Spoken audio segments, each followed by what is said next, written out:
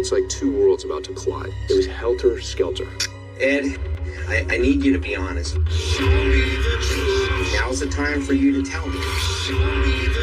You get one shot at it. I'm sorry, I just need a second. This is a crime to remember. What's broken apart won't come back together.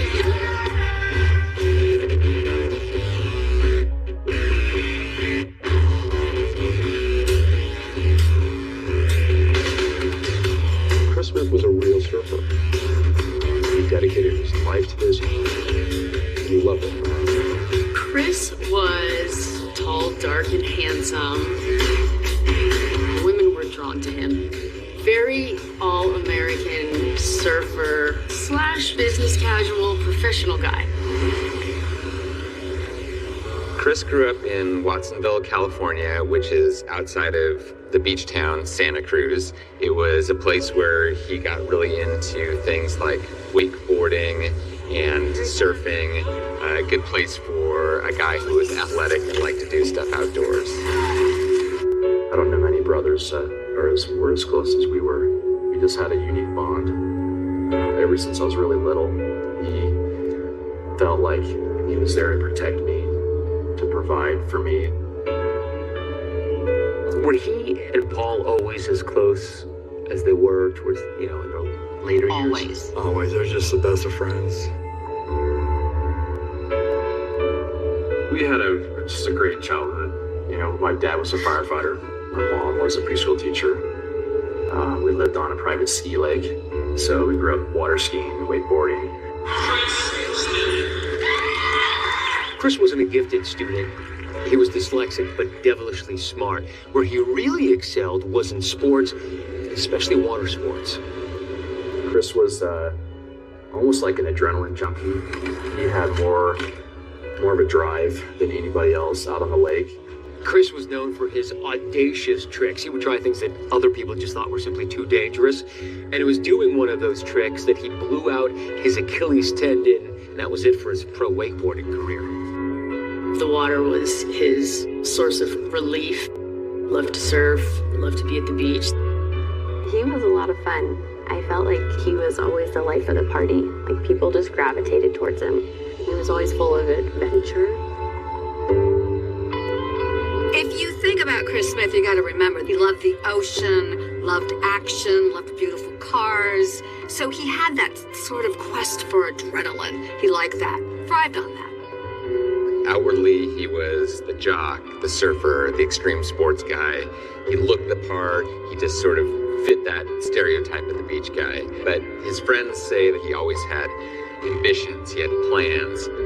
He was very passionate about what he did, but he was very interested in being successful and making money. He wanted it all. His dreams involved, having a good amount of cash. And so he was striving to be able to travel the world, to be very successful in business. Chris Smith is doing great. He's living in Orange County. He's got an apartment on Laguna Beach. Orange County attracts very wealthy people. Rich people, famous people, just south of Los Angeles. A lot of the movie stars, a lot of the famous athletes went moving to Orange County, particularly in the area that Chris lived in. Beautiful houses, beautiful boats, beautiful cars, all of them. He's driving a Range Rover. He's surfing whenever he wants. He's encountered great business success in the lead generation business. Debt 10,000 offers services to get you out of debt fast. Chris becomes involved in this extremely lucrative part of the advertising and marketing industry that sells sales leads from people calling into 800 numbers. And he teams up with a man named Ed Shin, another young, promising entrepreneur. And together, they form a company called the 800 Exchange. 800 Exchange got to be very successful. They reached a point where they were making millions of dollars. After years of that free-spirited beach guy lifestyle of chasing waves and beautiful women, well, guess what happens? Chris meets perhaps the one, a wonderful woman named Erica, and she seemed to fill every void when it came to romance. Tell me about his girlfriend, Erica. She was sweet. Yeah, I was looking forward to having her as a sister-in-law. Did it seem like it was serious? Yeah, I could tell that he really liked her. He had expressed to me that, he was thinking about getting even more serious in terms of proposing to her, so I knew he really liked her. She had said then she just loved him so much, and he had told his father he loved her. Did you think that, he may propose? We did. Yeah, We we're thought he hoping was. because He they was really love each talking other. about it. If you looked at Chris from the outside, you would see this hunky guy living in beautiful Southern California who has this incredibly lucrative job, this beautiful ballet dancer with dazzling green eyes as a girlfriend, and you think he has it all. But there were signs of stress. The company that he had founded with Ed Shin, it starts to look like it could be in jeopardy. Chris was always talking to his friends about, hey, we should quit all this. He had visions of these faraway places and that he could live a simpler life there. If you knew Chris, you would know about how he believed in conspiracy theories and certain things. He was like anti-government and taxes, like we shouldn't pay taxes, that kind of thing. He wanted to make it big so that he could cut out. He was quite dissatisfied in many ways with the modern world. And it looks like 31-year-old Chris Smith finally makes the decision to do just that. Sever all ties and just get off the grid. Chris emails his family telling them that he and Ed met and they reached an agreement. Ed had bought him out of his share of the company they founded, 800 Exchange. Everyone knew that Chris was a free spirit and that he wanted adventure. But it was a little bit surprising when suddenly, unannounced, they find out through emails that Chris is off the grid. He's leased a yacht. He's gone on a world-traveling adventure. But nobody knew about it until they got these sudden emails. Monday, June 7th, 2010. I'm going on a vacation. Probably 3-week trip to Galapagos Islands in Costa Rica. Love you too. It made total sense to you that Chris would just up and leave it all. Yeah. I remember him in the kitchen saying, I'm so over all of it. I'm just going to be done. I'm going to go be a bartender on the beach. Amazing sailing for the past 2 weeks. There's no internet or phones, just us and the sea. Every surfer has this dream of sailing off into the sunset with a bunch of money and a beautiful woman. In this case, the problem is it was not Erica. Chris sends Paul an email, and attached to it is a picture of his traveling companion, and she is stunning. She's a former Playboy playmate, Tiffany Taylor. This may seem like Chris's dream trip, but it's nothing but a nightmare for Erica. So through a message from Chris, she learns she's been tossed overboard. Most people would be like, a Playboy playmate? Come on. But Chris was good looking enough, wealthy enough that actually made total sense. Yep. I remember I got one email from Erica, and she was really mad. And she said, what the, is going on? Is he bipolar? And I said, well, no, sometimes he just needed to get away. There's only my friend and me and the crew. I miss you guys too. I see things so much more clearly now because I've unplugged myself with that crazy society and fast lane, something I should have done so much sooner. Basically was saying, I'm headed to Peru. I'm going to travel a bit. And I remember saying, wow, I love you. Take pics, have a great time. I'll be home probably around early to mid-August. Want to get up to Buenos Aires if possible. The seas are choppy, sometimes smooth. At first, Chris said that this trip would last a couple of weeks. Those weeks turn into months, and suddenly he's on this sort of round-the-world epic adventure. Hey guys, I just finally docked in Ushuaia, a port in Argentina. We have about 20 to 25 more islands to explore. The question as these emails develop is he running to something or is he running away from something? Because as time went on, originally it looked like he just needed a break. And then the emails started to look like he might have been running from something. Show me the truth. Show me the truth.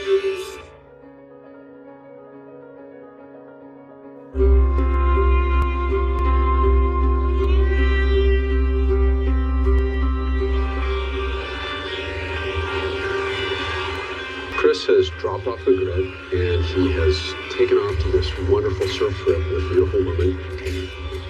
He's got no phone, he's got no camera, and they're only getting periodic emails regarding what he's doing. And as time goes on, the emails take a downright sinister turn. Chris was emailing, stuff about, not wanting to come back. Just paint a picture that he was kind of losing sight of who he was. His messages are not the kinds of things you'd really expect. So they're wondering, what is going on? Show me the truth. This past year and a half was such a nightmare for me. And I even contemplated doing unspeakable things because I was so stressed, angry, scared, and confused.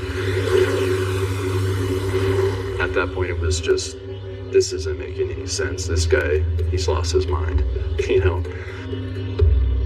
Chris's family didn't know what to think because he seemed so up in some of his emails, and then he talks about even contemplating suicide. Yeah, we were replying the best way we could to comfort him, to reassure him, do anything we could. Yeah, they were super worried. I don't know if I'll ever get over some of the things in my life, but this traveling and living on a sustenance level has really started to change how I see things and what matters to me. I'm actually journaling now, and one day I'll share some of the things I wrote down about our relationship growing up and happened within our family.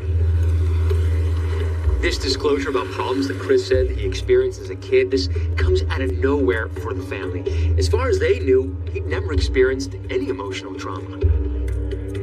That was strange to me because we had a good relationship.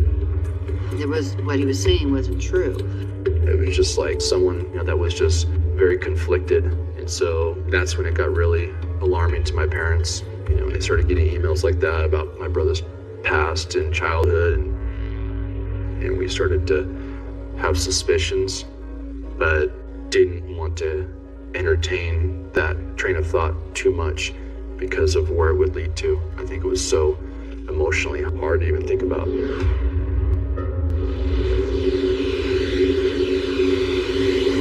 Chris has been gone for several months now, and his emails reflect a lot of mood changes, erratic behavior almost. So in the beginning, he's very happy. Then he reveals that he's very depressed, considering the unthinkable. Then he goes back to feeling very happy and adventurous once again. According to his emails, Chris has now ditched the playmate and he's on his own. As time goes on, the family gets increasingly worried and they begin to wonder, are there some clues that we've missed? What would make him turn away from all the things he held so dear? So naturally, it makes sense that they want to talk to his old business partner, Ed Shin. What might he know? Ed Shin was the son of immigrants, and he grew up in a conservative Christian home, and they demanded achievement from him, and that's what he delivered. He was a really good student, he was a good athlete. Pretty much everything he did well. And eventually, he goes to UC San Diego. On paper, Ed Shin was more naturally set up for success. Chris struggled in school. He didn't make it through college. Ed was doing all the right things, getting his degree, getting his first jobs. He had sort of the more obvious path to becoming successful in business. Ed Shin was an upstanding member of his community. He was a married father of 3. He was the member of a Christian megachurch and was religious, dressed very nicely. He just looked the part of the successful business and family man. Ed and his wife were members of our church here in Temecula, California. Joseph Gray, who's actually run successful companies, and he's a completely legitimate businessman. And he meets Shin in this church group Bible study. I thought he had some skills that ironically were in the vein of what we were looking for as we were starting a new company called Lead Generation Technologies. Listen up, America. Have you been denied credit? Lead generation, if you hear this ad that says, reduce your credit card debt, get a new mortgage, and they tell you an 800 number at the end of it. You call in, they take down your information, and then they actually sell that off to companies that are in the mortgage business or in the credit card business. A few examples up here. The Tax 10,000 network has helped people all over America. Call 800. So it's really just a way of grabbing customers and selling them off to the highest bidder. So call us now. So the more phone calls that are generated by these television ads, the more money your company gets. So this is how Google makes most of its revenue today. They sell clicks online. Right. We're selling phone calls. So Shin is hired by Joseph Gray. Joseph Gray gives him a job, and it's a position of trust. What I really needed was somebody to go out there and develop a marketplace for the leads that we would be generating off of our television advertising. And I felt he could be employee number one. We gave him that kind of title. In early 2008, Ed and Chris, who are both working in the lead generation industry, meet each other and hit it off. And Ed recommended to Joseph that this guy Chris he's a promising up-and-comer. I think we should bring him on board at LG Technologies. On the sales side, Chris would have been employee number two, but I would say that at that moment, Ed and Chris were kind of the face of the company. So I was optimistic. The guys seemed to know what they were doing. It seemed like they were executing and we were growing. Now, the key to building a successful lead generation company is finding buyers that are willing to pay big money for those leads, those calls that come into the 800 number. To find those buyers, there is no better place, perhaps on earth, than the convention circuit in Las Vegas. That's where Ed goes to try to rustle up these buyers. While Chris is back at LG Technologies, Ed is trying to entice these new clients with parties and booze and women. Along for the ride at one of these incredibly lavish junkets to Las Vegas is one of Joe Gray's most trusted employees. He's an ex-Marine called Michael Montgomery. So we landed in Vegas. We get picked up by the Phantom Fury Rolls Royce that was part of the wing. They pull us up to the entry of the wing. The suite was bigger than any room I've ever seen. 3 bedrooms. It had a massage room, its own dining room. Just picture this. One of the nicest hotels in Las Vegas. It is a 2-story suite with butler service, its own billiard room, and an elevator. Ed would hire what are known as atmosphere models or arm candy models, and these are beautiful women in Las Vegas who, for a fee, will come and hang out at your party. So it would just look like to Ed's associates, like, this guy's the coolest guy in town, because look, he shows up and suddenly these women flock to him. My early impressions of Ed were he seemed very charming, but then there were sides of him that I really started to see that were not so charming. Ed Shin had 2 lives. He's got his church-going, upstanding community member life in Orange County, and then it turns out he had a real love of gambling. And he was the type of player who could win or lose $100,000 in the space of a couple hours. I come down and I'm walking through the casino floor and I saw Ed sitting right at the blackjack. I would suspect that he had about $20,000 worth of chips sitting at the table. Ed Shin is gambling so much money in Vegas that they comp him that suite. I heard crazy stuff like that. I felt based on the relationship that we developed, things I had done for him personally, I felt that there would be some measure of loyalty. That Ed might be one of the last people that would take advantage of my generosity and kindness. But it all boiled down to one salient point in my mind. Ed was living beyond his means. I think I spent the next week working from my home, trying to figure out what's going on here, because we knew there was some fraud that had taken place. I think it was at that moment that I realized, oh boy, we've got a big problem.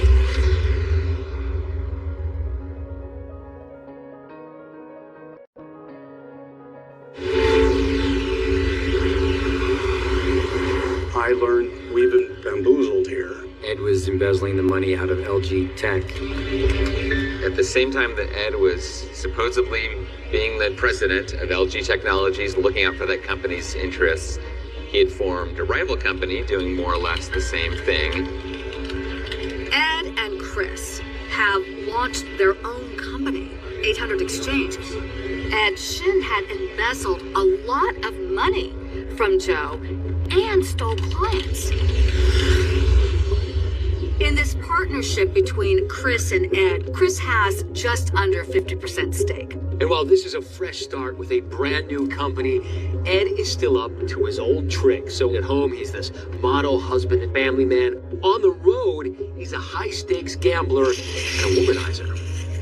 800 Exchange was by far the biggest opportunity that Chris had had. They were generating 1,500 phone calls a day. They were making money hand over fist. These were the heady days of making money, and they were killing it. And given what you just said, it sounds like the vast majority of that was profit. About 80% of it was profit. When the business took off, Chris's circumstances were transformed. He was putting down roots. It just seemed like that thing he'd been reaching for so long was finally there for him. He bought, along with Ed, a bunch of gold coins. In 2009, Chris Smith starts increasing his stockpile of gold, and his favorite form of gold is this. It's called a Krugerrand. It's minted by the South African government, and in 2009, an ounce of one of these is worth about $1,000, and it's very popular among people like Chris Smith who don't trust banks or governments. How much gold did Chris have? I don't know the full amount, but it was tens of thousands of dollars that he stored in his condo. While Ed and Chris are trying to get this company off the ground, Ed is living the high life. The finest suits, the most luxurious car, the most lavish trips to Las Vegas. How often do you think Ed took people to Vegas? A couple times a month, once a month. When he was in Vegas, he liked to party. He liked to be around beautiful women. He liked to be at the center of the action. He wanted to be, instead of that sort of squeaky clean nerd in the golf club, he wanted to be the cool guy at the center of the action in Las Vegas.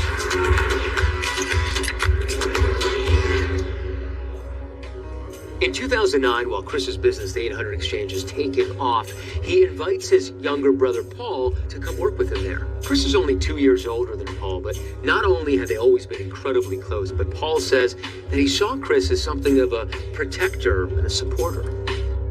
When Chris asked you to come down to Orange County, what was his pitch? My brother said, we have a successful lead gen company. It's already been up and running for a couple months. We'd like you to come and work for us and be in sales. We flew down to look at rentals because we wanted to move down there once Paul started working for Chris, and Ed let us use his car, took us out to lunch. Like, I held his kids. He was very charming. He's a religious guy, had a family. At this point, Ed and Chris are living large, spending a lot of money. It's also at this point that Joe Gray completes his audit and realizes that Ed Shin has been diverting business, embezzling hundreds of thousands of dollars, stealing clients. How much money do you think Ed Shin embezzled from you? We think it's like $2.5 million in total. That's a lot of money. That is a heartbreaking dollar amount. At what point did you feel like you understood the totality of Ed Shin's personality? I think during that week of that Perry Mason forensic audit exercise I went through, I lived it. I lived the betrayal. Ed was the perfect Jekyll and Hyde. Joseph Gray extended a helping hand to Ed when he really needed that help. Ed responded by biting the hand that was feeding him. I had a mandate. My mandate was hold him accountable. Do whatever I had to do to make sure that the district attorney in Riverside County would hold him accountable. This case won't be that hard to prosecute because they've got records, they've got documents, they've got proof that Shin is skimming money from the company. And he's using it to pay off big gambling debts, high-priced cars and clothes and women. In the end, he's charged in October of 2009 with felony embezzlement. Chris Smith is realizing day by day that Ed Shin, his partner, is a crook. He did not care who he hurt or how he hurt people to get what he wanted. With a straight face, he would look you in the eye and be stealing from you. Who does that? Chris, his senses were on high alert. He wrote his attorney. He said, Ed is itching for a way to commit fraud against me. You got to keep that from happening.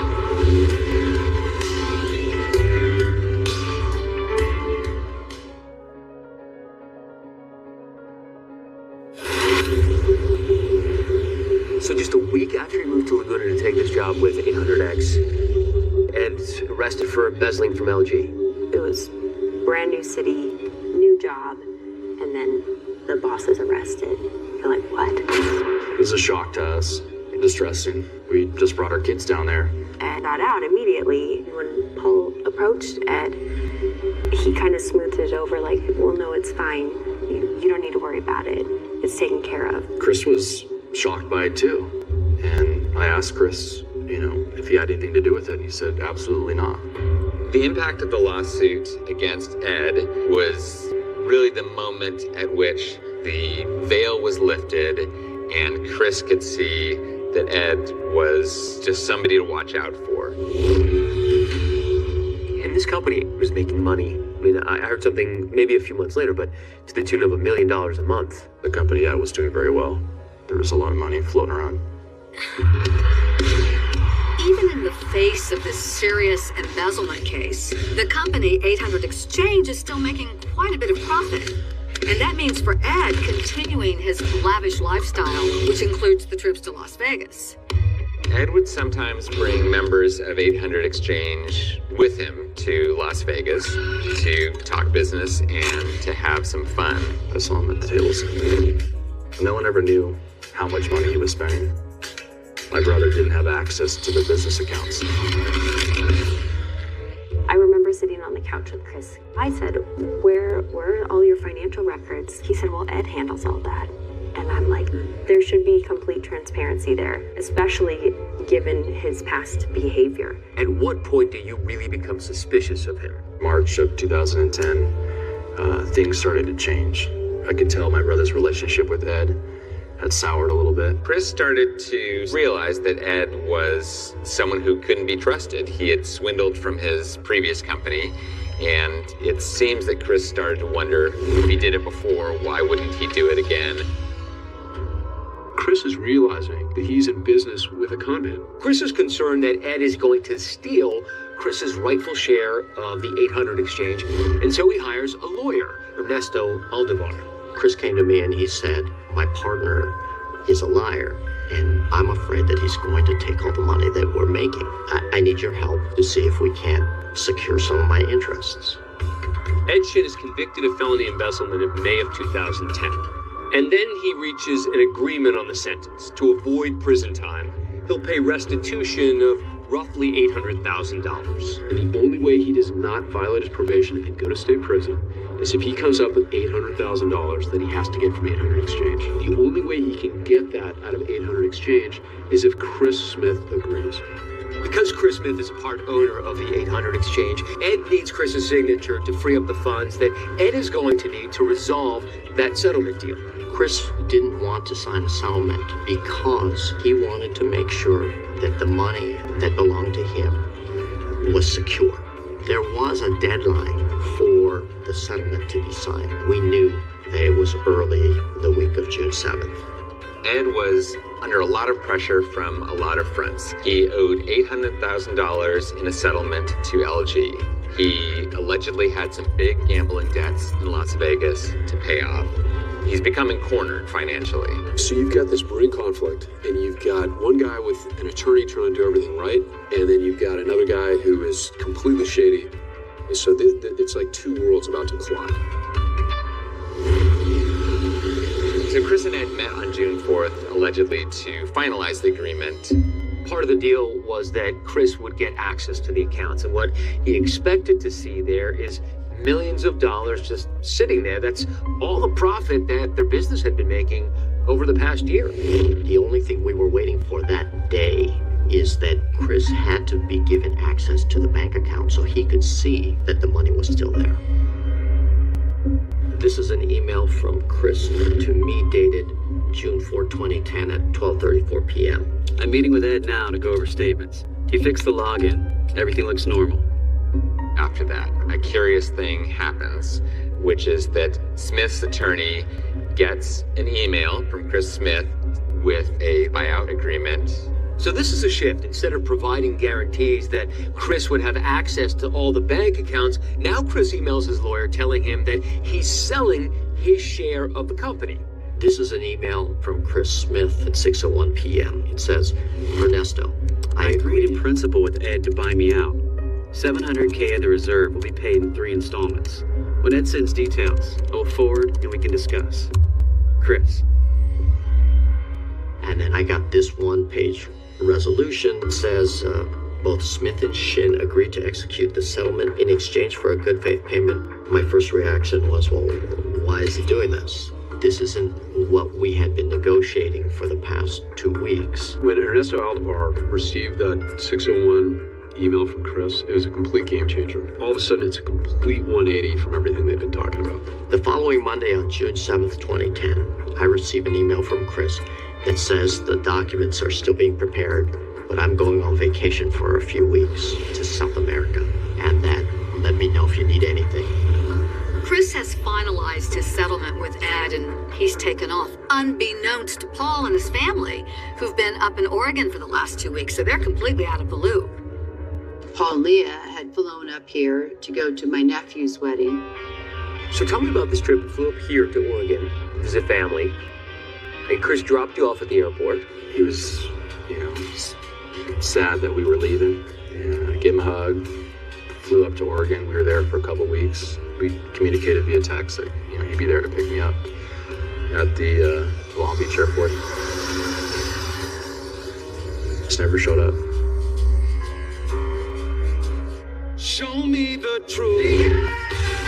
This is a crime to remember. Was broken apart, won't come back together. This is a crime to...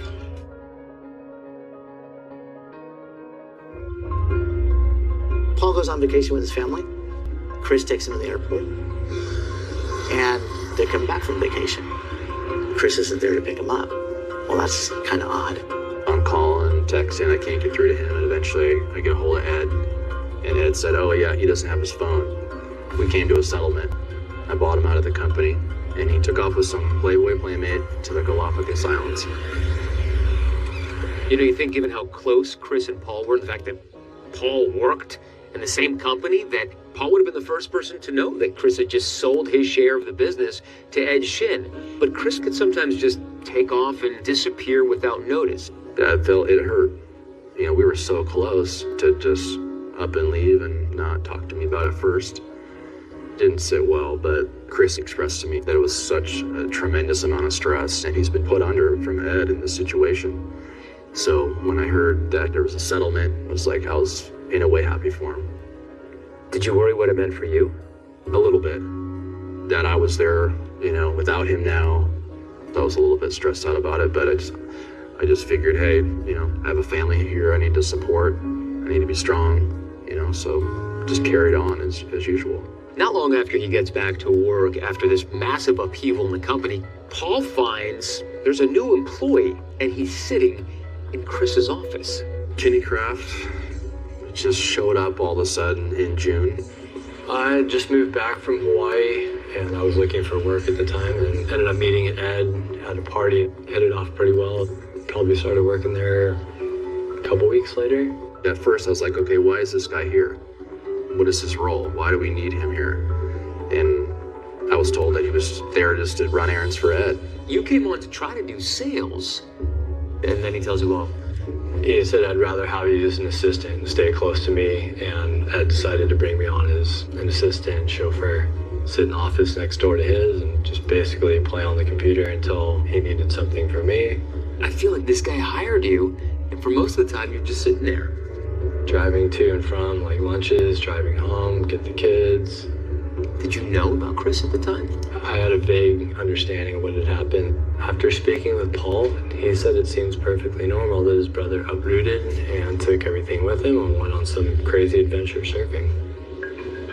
It's now 2 months after Chris supposedly sold his share of the 800 exchange, and by now, he's been to the Galapagos, around the tip of South America. At some point, he's ditched Tiffany Taylor, and it seems like he's got no intention of ever coming home.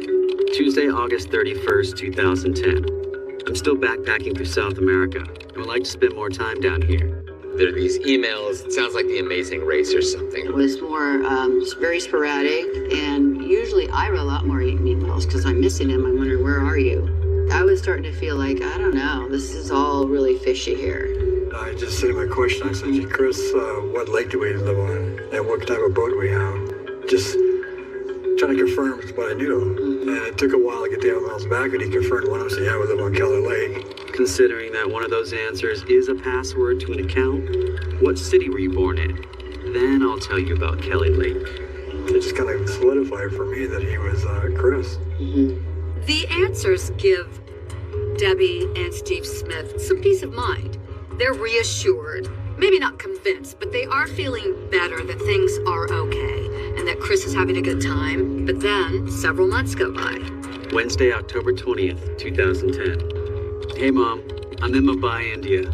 I'm headed to Cyprus in Africa after this. I miss you too, but I have so much to see and do. What began as a 1-month trip has now turned into this epic 5-month journey. No credit cards or bank accounts, bro. I'm off the grid forever. I actually was able to use some gold as currency in India. I'm telling you, they use it all the time there. I was able to pay for my boat ride to Cyprus for a half-ounce Kruger. What an incredible round-the-world trip it sounds like. It sounded incredible that he was a surfer. He'd be in places like, Hawaii or Tahiti and Costa Rica. At this point, Chris seems to be going to places that are out of character for him, not places on the globe that would be part of his itinerary. In the meantime, Paul is still working at 800 Exchange. He's got a family to feed, and part of the job includes business trips to Las Vegas. Ed was gambling most of the time while we were at the convention, meeting with clients representing 800 Exchange as a company. And there was a big dinner that Ed had planned out for the company employees, and Ed invited women to attend the dinner. I think some of them were Playboy playmates. While we were there talking business, I happened to see the same girl that I got an image of in an email of the girl that Chris had left with. This is Tiffany Taylor. Tiffany Taylor, yeah. Tiffany Taylor was one of the Atmosphere models hired by Ed Shin. Paul sees Tiffany and his eyes pop out of his skull. I was very excited to see her because I hadn't talked to anybody that had been with my brother. And so I sat right next to her. And he says, Tiffany, I thought you were sailing around the world with my brother. You went to the Galapagos. How was it? You left with my brother, right? Where is he now? How's Chris? What's going on? And she just stared at me like I was crazy.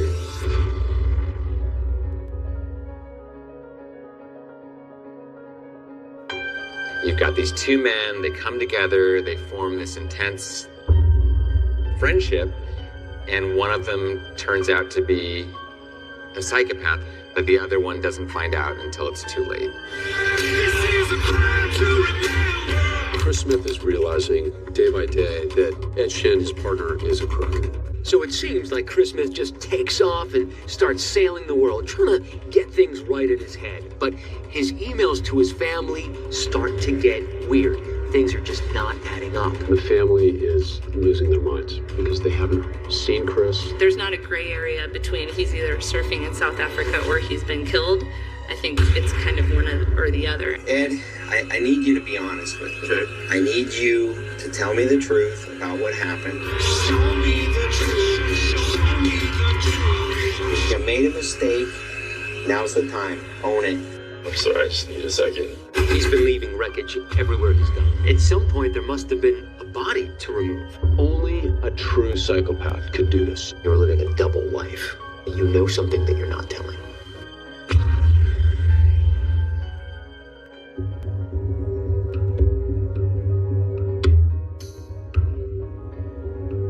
picture this scene. There's a business meeting in Las Vegas.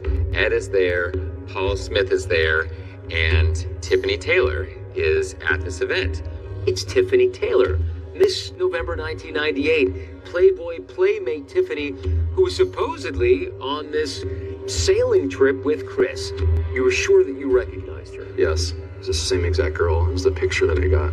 And she just looked at me with a blank stare like I was nuts. Tiffany said, I don't know your brother. I didn't go on any kind of a trip with him. What are you talking about? This is crazy talk. Then Ed just looks up at me and just goes like this and just shakes his head. After the dinner was over, said, that was the girl that I got a picture of that Chris left with. And he reassured me that that was not the same Tiffany Taylor. It was a different Tiffany Taylor. Well, think about it. Another Tiffany Taylor? It seems impossible, but also think about Las Vegas. There's no shortage of gorgeous women, probably named Tiffany, and on top of that, Ed is so convincing. The other worrisome thing for Paul is that things are taking a rather dark turn when it comes to 800 Exchange. There's so much money come in from the clients, and our largest buying partner was not receiving any payments for media. Where was the money going? It was going into Ed's pockets. It was this feeling of something's wrong, we have to get out. With Chris gone, Ed's spending a ton of money. He's isolating himself in his office. Ed kind of seems rudderless. I immediately got an attorney, explained to him what was going on, and he said, put in your resignation via letter. So I did, and just depart quietly. And so within, I think, 3 days, we packed up the house and we left. I didn't want to be a part of Ed's world anymore. I knew it was going to get worse. Hey, Dad. I just finally got to Johannesburg and tried calling Paul internationally. Found a conflict diamond for Paul. Gonna give it to him for his birthday I missed. LOL. CS. I was like, what are you thinking? Like, you don't need to risk your life to get me a diamond for my birthday. So remember, Chris has been on this 5-month whirlwind dream trip. In Oregon, his family has been on an emotional roller coaster. Now, it's during the holidays that the family gets together, and now they're getting really worried. And it's at this point that Paul tells them about this weird incident at the 800 Exchange at just about the time that Chris disappeared. June 4 was a Friday, and that's the day that Ed and Chris reached this settlement. The following Monday, employees of 800 Exchange get a message from Ed saying, hey, don't come in for the whole week. We got to get the office cleaned. I went into the office when I wasn't supposed to that week. I needed to grab some stuff, and it smelled really bad, like a rotten stench. There's fans on. It was very damp, like all the carpets were wet. The walls had been painted, and I looked down and I saw a big stain outside of Chris's office on the floor. And Ed tells everybody Chris was super drunk. He vomited and urinated in his office, and that's the source of the smell. He didn't drink at the office. I mean, to puke and pee, urinate at the office, I mean, it's totally not normal. You know, he would never do something like that. I was like, okay, something's really foul here. That sounded really suspicious to me because it's not Chris. Mm-hmm. You're going to go make a $1 million deal and you're going to get drunk going to it. It made no sense to me at all. So I thought, what the hell? Chris's father, Steve, was once a cop, but really, once a cop, always a cop. So he has those instincts that tell him something does not smell right. And he realizes it's very possible that Ed Chin may have something to do with the disappearance of his son. Steve sends an email to Chris, but he's thinking in the back of his mind that Ed is really seeing this email. And his hope is to bring him out of the shadow, possibly respond to him so he can get information about his son. I said to him that, Jen, if you hurt any one of my sons, I'm going to up, and this is the start of your nightmare. But then I got a reaction to it. To Steve Smith, Friday, December 17th, 2010. Dad, I'm fine. Stop tripping. I just needed to get some out of my head. Did that sound like Chris Daddy tripping? Yeah. Yeah, so I thought, okay. But I still have feelings that something was wrong. December 26, 2010. To Paul Smith. Just realized it's Christmas. Is it snowing in Bend? It's summer down here with it being so warm. I'm headed back up through the Congo. I'll be offline for a couple weeks. I found a dealer in Rwanda that will pay 30% markup on Krugs because the mint ones are impossible to find. And so it's just after Christmas that Chris's emails abruptly stop. It's radio silence. His mom starts to think he fell in with some criminals when they found out he had this gold, and he's been murdered somewhere abroad. I was searching through all the deaths that were happening in Africa and Rwanda and everywhere. And, everything was a Caucasian male, 30 years or so, just searching everywhere. During the month of December, the family did get a sliver of hope when Chris promises Paul that he'll meet him in Costa Rica in February. Here's an email I received from Chris. I'll make my way north to Egypt, cross over to Spain, and then head to Costa Rica. Meet me there in February so we can surf and talk about everything. Chris. In February, Paul and Chris are supposed to go to Costa Rica together. And eventually Paul calls the hotel that they're actually supposed to go to, and he learns from the hotel that there's no reservation in the name of his brother, that his brother has made no plans to meet up with them. And that really was probably the nail in the coffin, and the family needed to get some help. Steve Smith went to the State Department, and he very soon hears, this is early in 2011, passport control has no record of your son even leaving this country. As far as we're concerned, he never left. For the family, this is a stunning revelation. Given all the emails that they've received, how could this possibly be true? Steve thinks this doesn't make sense because he would need the passport. So now he's got to ask people, well, how would he leave? And one of the things he did was to go to Ed and ask him what he knew. I was worried for his safety, though, because I really felt like this guy could probably be really dangerous. When you see that kind of passion and that love for a family member, it's very real. And you can only imagine that long drive from Oregon. I'd actually brought a gun with me. The main thing I was wanting to do was find my son. Either he knows what happened to Chris or he knows he's responsible for it.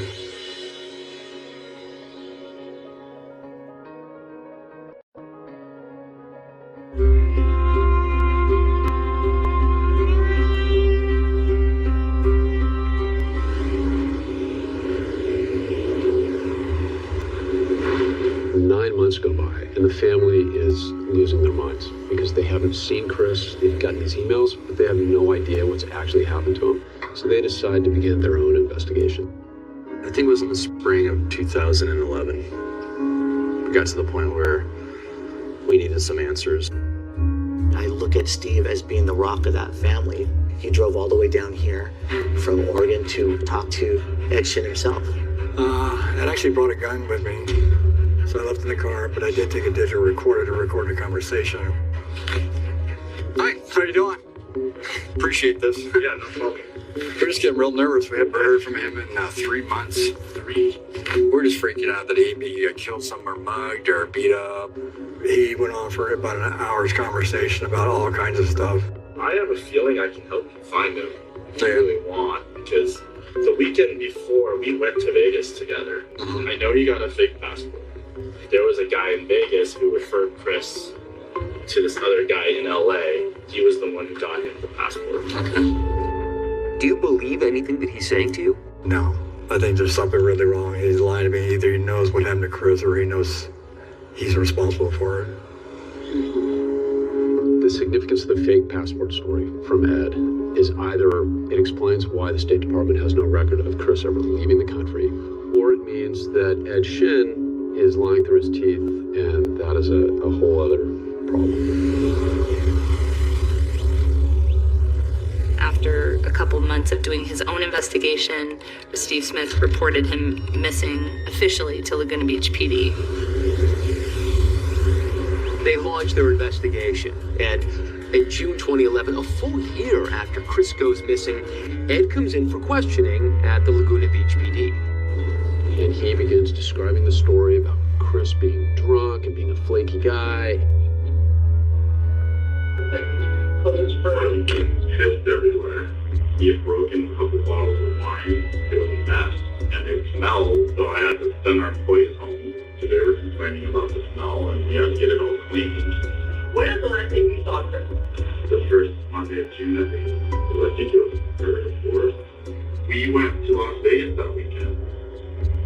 And I dropped him off at home. That was the last time I told him. I don't know where he is. I mean, odd, yeah, he's the other side of the world. And I think he doesn't want to be found. Thank you. All right.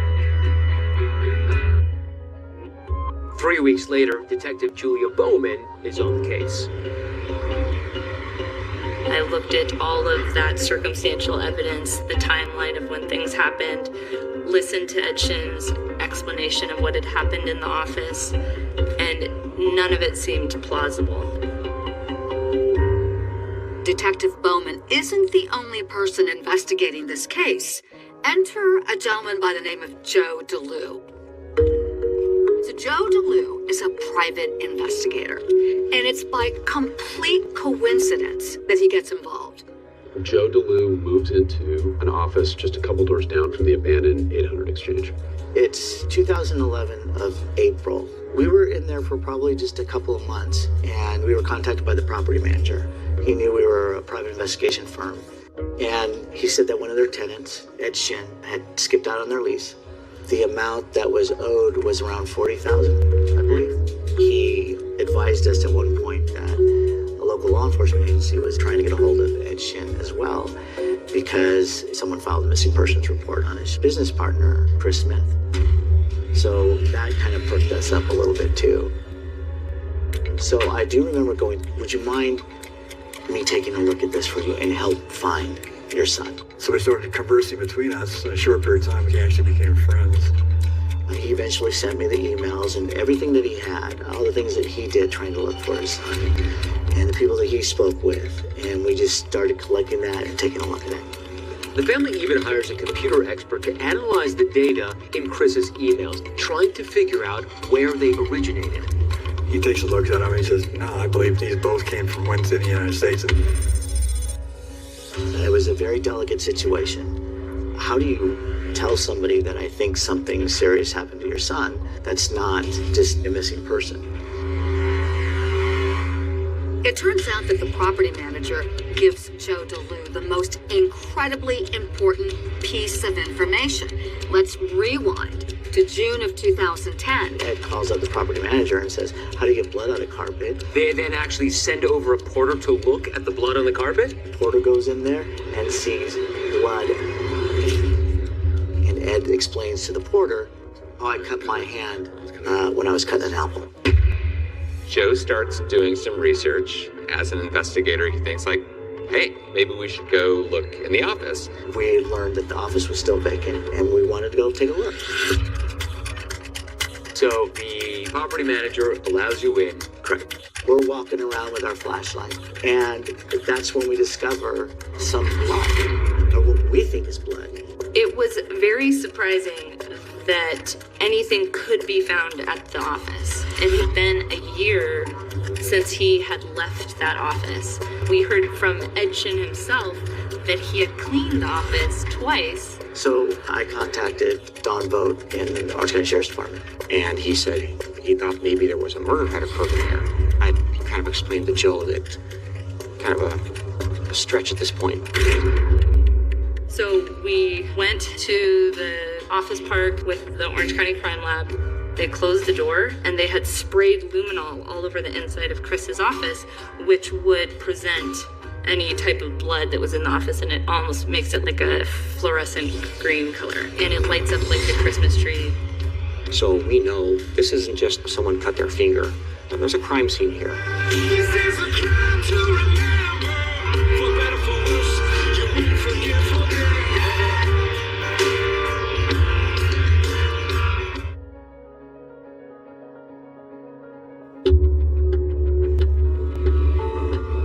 We started coming into Chris's office. And one of the things we first picked up on was the blood on the door jamb. We came into the office and I pointed out this possible blood drops to the crime lab. And they sprayed luminol. They found there were blood stains, and they were everywhere. They were on the door frame, they were on the light switch, they were on the floor, they were on the wall, they were on the ceiling. Just helter-skelter. We had obtained a DNA sample of Chris Smith's parents. Their DNA matched the blood DNA that was found at the scene. That's when we realized all this blood in the crime scene does belong to Chris Smith. We knew at this point that we were going to arrest Ed Shin for the murder of Chris Smith. On August 28th, we found out that Ed Shin had boarded a plane at LAX and he was headed to Canada. So I gave the green light, rip him off the plane, and we're going to hook him at this point. We technically arrested him for violating his probation because Ed Shin had been arrested in Riverside County for embezzling. He's not allowed to leave the country. So we arrested him and brought him back. Of course, the sheriffs had a wealth of information that he didn't know that they knew. We got him talking. We started talking about Chris Smith. He went missing in June and they didn't talk to you until... No. He left the country in June. I think he went missing in like December.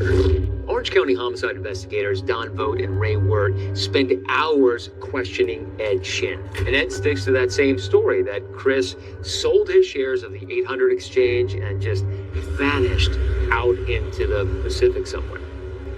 We ultimately decided we're going to confront him with the evidence that we have.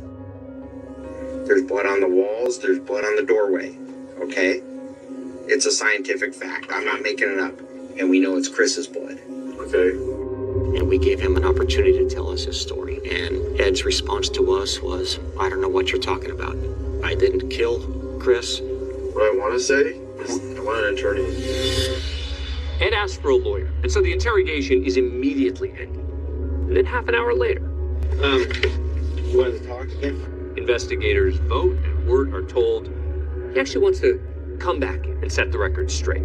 Ed went on to tell us, I didn't murder Chris Smith, but him and Chris had been involved in this knockdown, drag-out fight. Somehow he was able to grab me and he kind of picked me up and had the amendment of like throw me across his desk. I jumped up and he jumped up on the desk and we kind of like almost like two rams collided on his desk, and it's probably where the blood got on the ceiling.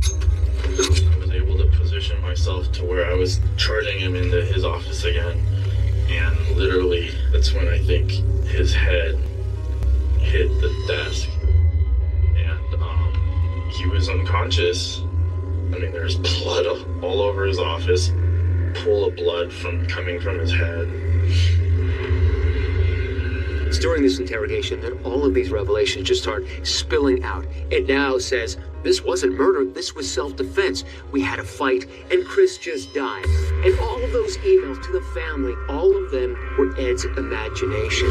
Even those cruel emails breaking up with his girlfriend, Erica, that was all Ed Shin's doing. Chris had not been sailing the world with an exotic Playboy playmate. Chris had not been visiting Rwanda and Chile and Ecuador.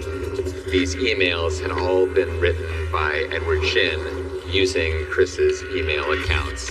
It was all a charade. It's utterly ruthless. It is fundamentally awful what he's doing here. Only a true psychopath would do this. And they charged him with first-degree murder.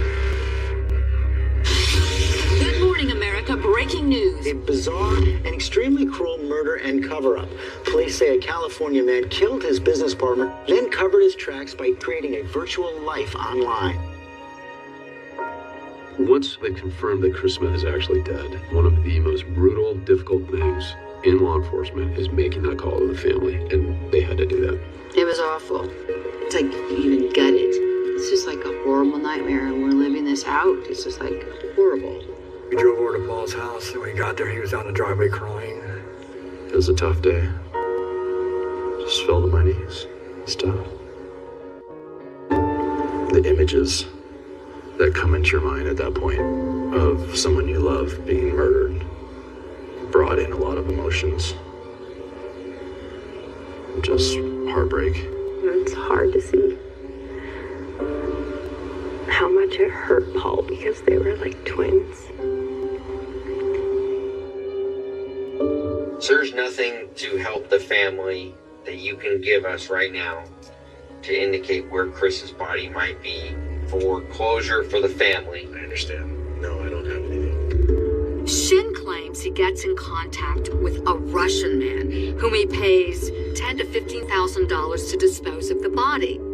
The next morning, Chris's body is gone, and Ed claims he has no idea where it is. And so Monday came around, I got back to the office, he's gone.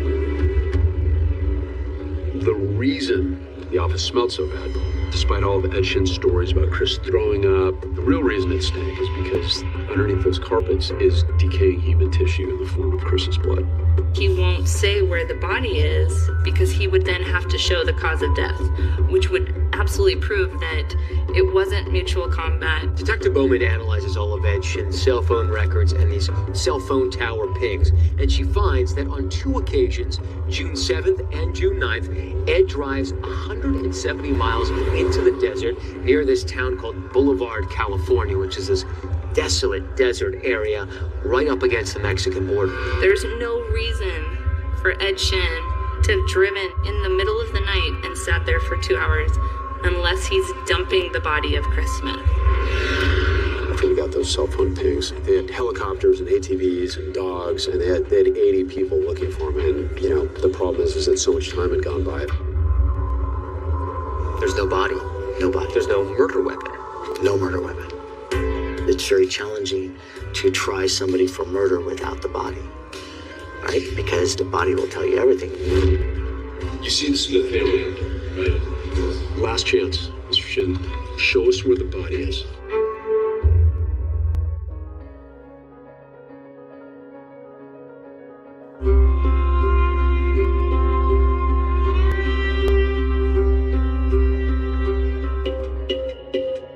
Superior Court of the State of California and for the County Board is now in session. I will bring out previous judge presiding. Please be seated. This trial took a long time to get underway. Yeah. You're just in this suspended reality of not having closure and answers. You just get stuck. I had a lot of rage. It just felt like a storm. So, if you had to boil this case down into the simplest terms, how would you characterize it? Ruthless, diabolical greed to the extreme. I mean, that's really what this boils down to. This is now 7 years later that he's going to trial. So for the Smith family, this has just been painful waiting. And now finally, in 2018, Ed Shin is finally standing trial. He's charged with first-degree murder with special circumstances. Special circumstance being it was for financial gain. If convicted under California law, you get a mandatory sentence of life without parole. Ladies and gentlemen, the evidence is going to show that in trying to legally protect his own financial interests, Chris Smith became an obstacle for Ed Shin. Ed Shin was in a corner. Chris Smith had him in a corner. The way he could solve his problems, financially, business-wise, everything else, is murder Chris Smith, make him disappear, and take all of his money. The evidence is going to show, ladies and gentlemen, that Chris Smith's office on June 4th in the evening hours, it was helter-skelter in there. There's blood on the ceiling, there's blood on the carpet, there's blood on the walls, there's blood on the furniture.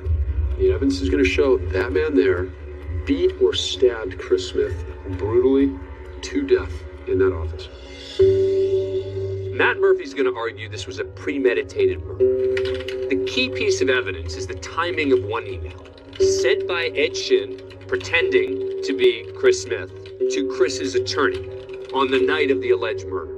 At 6:01 that night, did you receive an email concerning what appeared to be a change in heart or a change in direction from Mr. Smith concerning the future of these companies? Yes. So that's our window where we know the murder had to take place. That email, it's perfectly written. It's not done in a panic. It makes sense. It has the right tone. And it's attached to an exhibit with a fake signature on it. So there's virtually no way Ed Shin showed up in that office without that email and that attachment ready to roll. And that means he's already decided he's going to kill him. You solemnly swear the testimony you're about to give in the cause now pending before this court shall be the truth, the whole truth, and nothing but the truth. So help you God. I do. According to Ed Shin, Chris Smith was responsible for everything. Lines at me again. And I think at that point, I felt I had to fight back.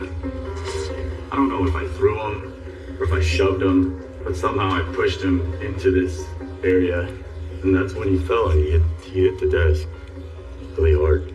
It's always risky for a defendant to take the witness stand because the entire case then comes down to, do the jurors believe Ed Shin? Every single word, every facial expression, every motion becomes critical. So, how is it, Mr. Shin, you didn't have a bruise or you didn't bleed somewhere? Can you explain that for us? I cannot. Okay, there you are. He's on the floor of the office. He's just sustained a significant physical injury, and you can dial 911, and they can come save him. So if you didn't want him to die, why didn't you dial 911, Mr. Shin? Because I was in shock. You didn't dial 911 because you knew that if he died, you got his money. Isn't that true? No. This is murder that's repeated itself throughout history. You got one guy who wants something from another guy, and the way to get it, if you won't agree, is kill him and take it.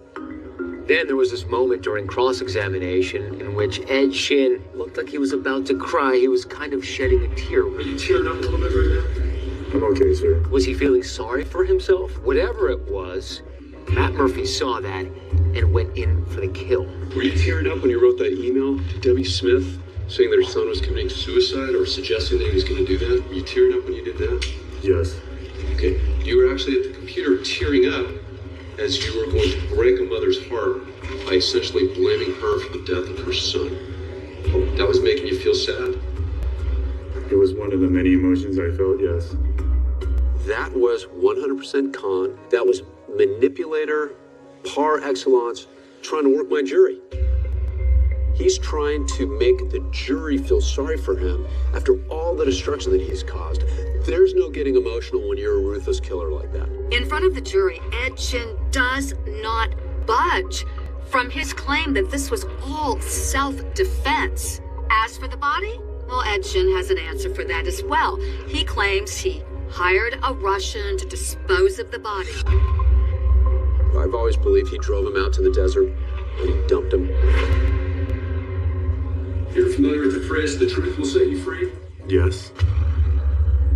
So here we've got a skull somewhere out there in the world right now that if your story is true, it's going to match what you say. There's going to be a single impact wound back of the skull that looks like a corner of a desk, right? Yes. Ed Shin says Chris fell down in the middle of this fight and hit his head. And he died from that. That means he's going to have a skull fracture that indicates a single blunt force trauma, and he's going to be able to prove what he said. So why doesn't Ed Shin set himself free by telling us where the body is? Because it's complete nonsense. It's not true. That skull has multiple blunt force trauma, and that's why Ed didn't give it up. The jury gets the case on December 7th, 2018, and it takes them less than an hour to reach a verdict. If you would please read the verdict. We, the jury, in the above entitled action, find the defendant, Edward Young-hoon Shin, guilty of the crime of felony, to wit, violation of Section 1. My feeling when the verdict was read is total relief that he's going to be somewhere where he can't hurt anybody else again. The verdict came down the same day that we interviewed Joe Gray, and so we were there with him as he broke the news to his wife, Patty. They got him for first-degree murder. That's sentencing should be life in prison. Oh my God. No. He won't be hurting anyone else, babe. Thank God. We're actually inside the Theo Lacey facility, and we're about to interview Ed Shin 16 hours after sentencing. Are you afraid that this mysterious Russian that you've spoken about is going to come after you? Or are you just keeping this piece of information as a bargaining chip?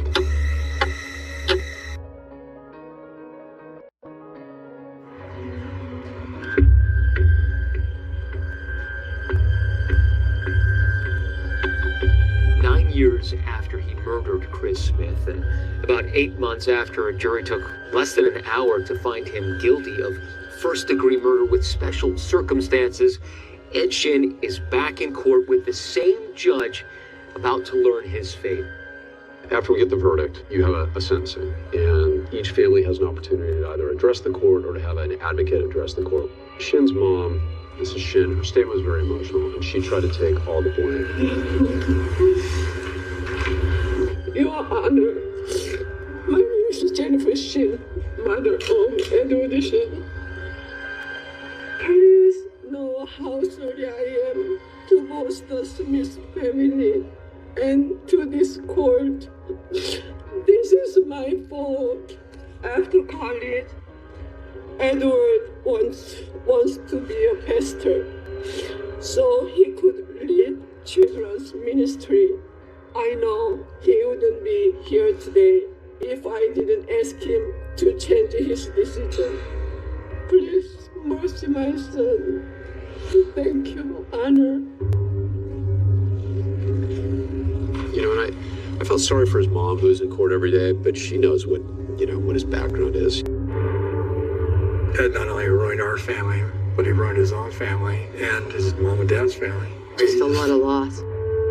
Even in a wrongful conviction, I will ask this court to show me no mercy. You must bear the responsibility of doing so many awful things, and if it means a life of physical suffering, so be it. God put me on this earth to serve Him, and gave me every opportunity and talent to tend to His sheep. Instead, I chose the path of the wolf. The court will sentence the defendant then to life without possibility of parole.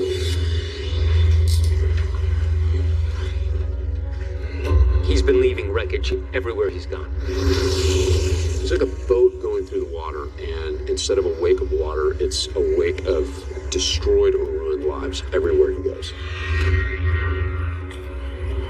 We're actually inside the Field AC facility, and we're about to interview Ed Shin 16 hours after the sentencing. The primary question everybody wants to know, where is Chris's body? How are you doing? A small part of me is relieved because there's some closure now. In court yesterday, you described going down the path of the wolf. When did you begin to choose the path of the wolf? Well, my first job out of college was as a stockbroker. So I'm being conditioned, especially as a young professional, that it's all about the money. Gordon Gekko from Wall Street. Greed, for lack of a better word, is good. But there is a difference between greed and crime. Absolutely. And you cross that line between greed and theft. Because you're making so much money, and then the money's fast, quick. That's addicting. It seemed that you were living a double life. You were this father at home in California, but in Vegas, you were gambling a lot of money, seeing hookers, doing other things. Safe to say that that's true? Yeah. Basically, the money you were supposed to use to pay back Joe Gray, you were sending to the casino. Yes, I did that on a few occasions. June 4th, 2010, Chris Smith wants access to the books. Why did you kill him? We got in a fight. There are fights, and then there's killing someone. Yeah, I wasn't trying to kill him. Why'd you finish him off? Finish him off? You could have called 911. I was in total panic. What are you supposed to do at that point? You could have said, hey, the guy rushed me, he attacked me. I had no choice but to defend myself. He fell. I was already in a criminal case. Had that not been active, I probably would have called 911. But no one's ever gonna believe me. These cops aren't gonna believe me. So you have this dead body on the floor. What do you do with it? Me, personally, I didn't do anything. And so who was the person? I can't talk about that right now. Ed, you're facing the rest of your life in prison. I am. You are going to spend the rest of your life in prison, it seems, if there's no appeal. And I'm here against, the advice of my attorneys, so... And now you're holding the location of his body. I'm not holding over on his parents. I don't know it. But you know the person who can get it. Show me the truth. Yeah! This is a crime to remember. It's broken apart.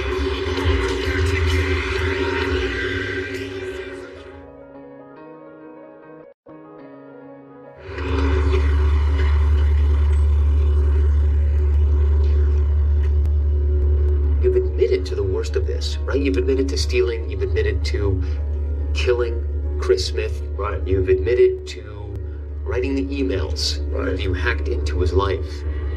You broke up with his girlfriend, and you told his parents that he was traveling across the world, and then that he was suicidal. Yeah, that was kind of like, perhaps, that was the exit strategy, but I couldn't go through with it, Because you had to find a way to kill off Chris, at least the email version of him. That was a potential exit strategy, yes, but I couldn't go through with it. There was still that little last shred of, I guess, morality or whatever you want that prevented me from doing it. I mean, in some ways, it seems like you killed him twice. In some ways, yeah. In the sentencing yesterday, you said, I hope that someday I'll be given the opportunity to help locate Chris's body. That gives the indication that you know something that you're not telling. That you know where it is. No. Now you're holding the location of his body. I'm not holding it because I don't know it. But you know the person who can get it. But that's just not, there's no way I can get to that at this point. And there's no way that I'm gonna do it. I'm sorry, I wish I could tell you more, but it's something bigger that I just can't talk about. Maybe it's a bargaining chip for the future, although one would think you would have used it already. No, it's not. You have to think about it. If someone's willing to give up his life to protect a secret, there's a reason, right? Okay. He knows exactly what happened to Chris because he killed him, and he knows exactly where the body is because he took the body out there and buried him. So Ed Shin is a liar. Of course he's not going to cough up where the body is. But we'll find it eventually. We'll find it eventually.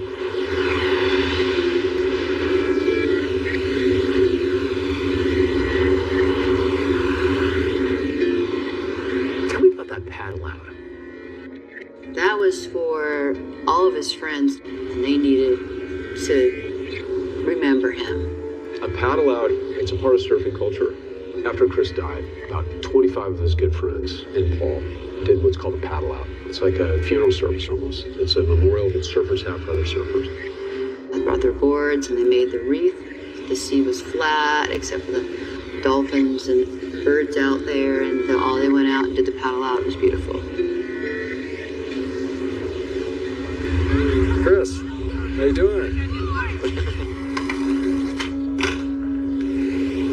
At his memorial service, I found a song by Jars of Clay that we played, and it talks about it doesn't matter where my body lays.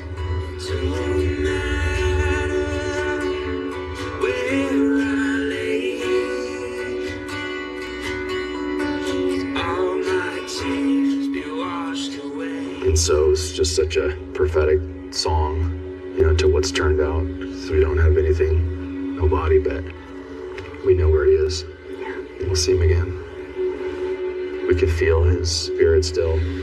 We're confident that we're going to see him again someday. And we have that hope. So we cling to that hope.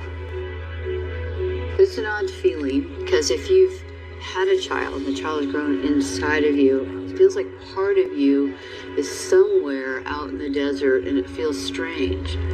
There's a part of you, that is us, that is out lying in the desert.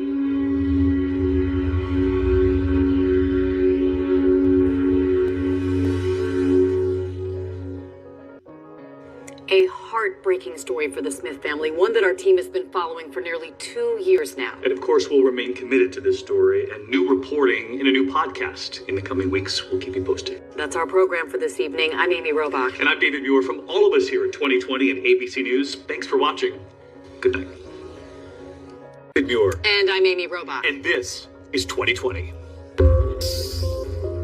She's the sanest, crazy person you've ever met. The public was obsessed because this was a case that was drenched in sex, and lies, and religion, and sex. That is so debasing. I like it. Travis was addicted to Jody. He's had a little taste, but he wants even more. She was his kryptonite. She was his dirty little secret. He made me feel like a very beautiful person on the inside. She became very possessive of him. Very possessive. I said, Travis, I'm afraid we're going to find you chopped up in her freezer. I was a fatal attraction. Definitely a fatal attraction here. What's going on? A friend of ours was dead in his bedroom. The amount of blood all over. All over. It was everywhere. He was slaughtered. There's no other way to describe it. She arrived at the house. She's having sex with them. They're taking the pictures. The camera accidentally fell and took a couple shots. Photos of Travis in the shower. Even as the homicide occurred, the camera is continuing to click photographs. It's almost like having somebody videotape your murder. The final picture of him alive. Jody is taken into the interrogation room, and what she does there stuns the world. Think it's wrong, and I don't want to be right.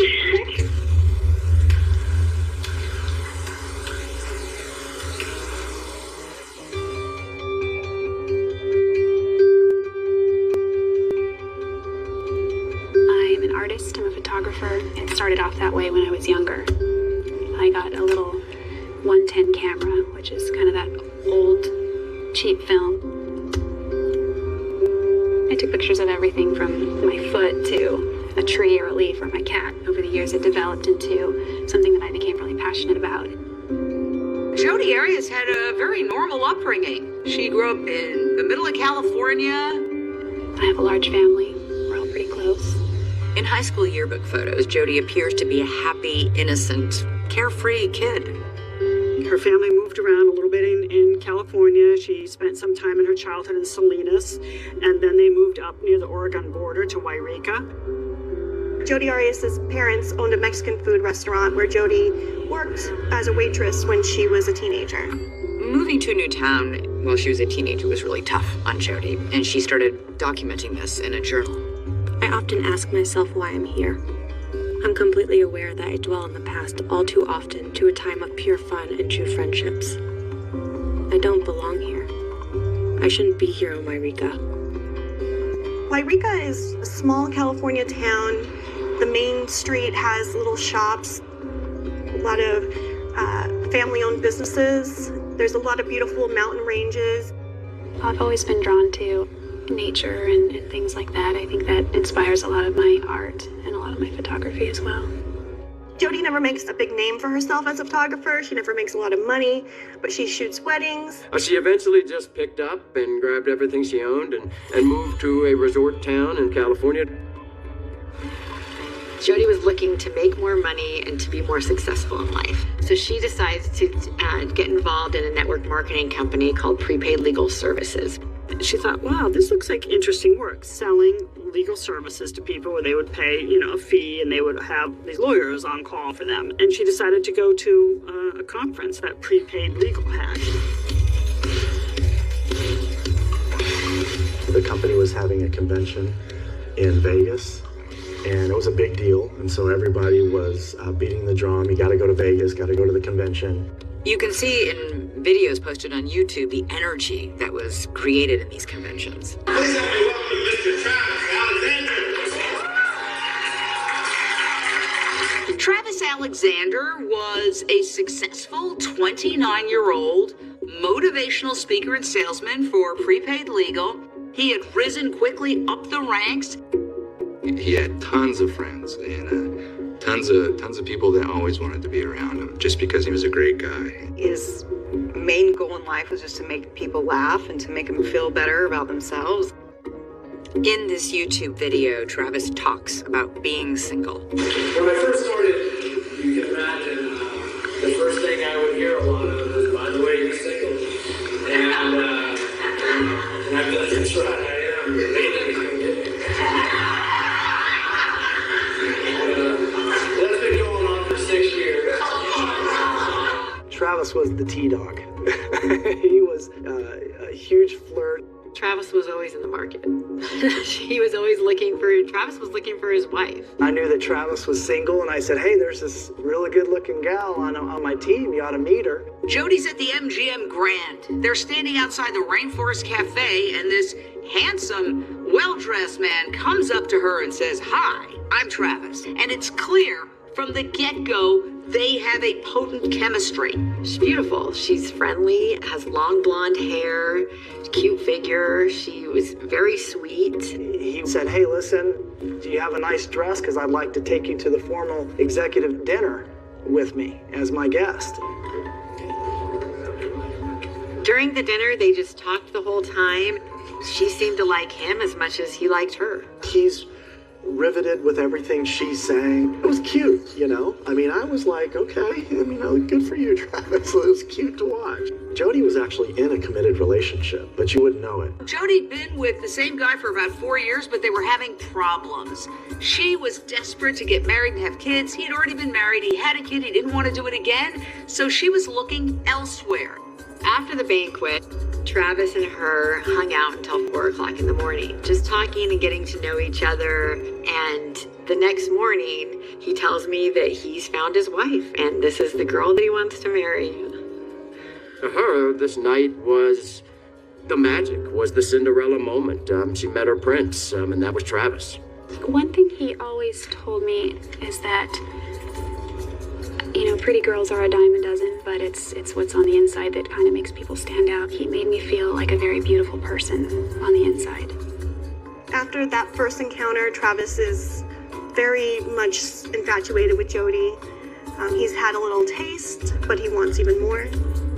We got to know each other through hours upon hours of phone conversations. We just discovered a lot of common interests and grew close.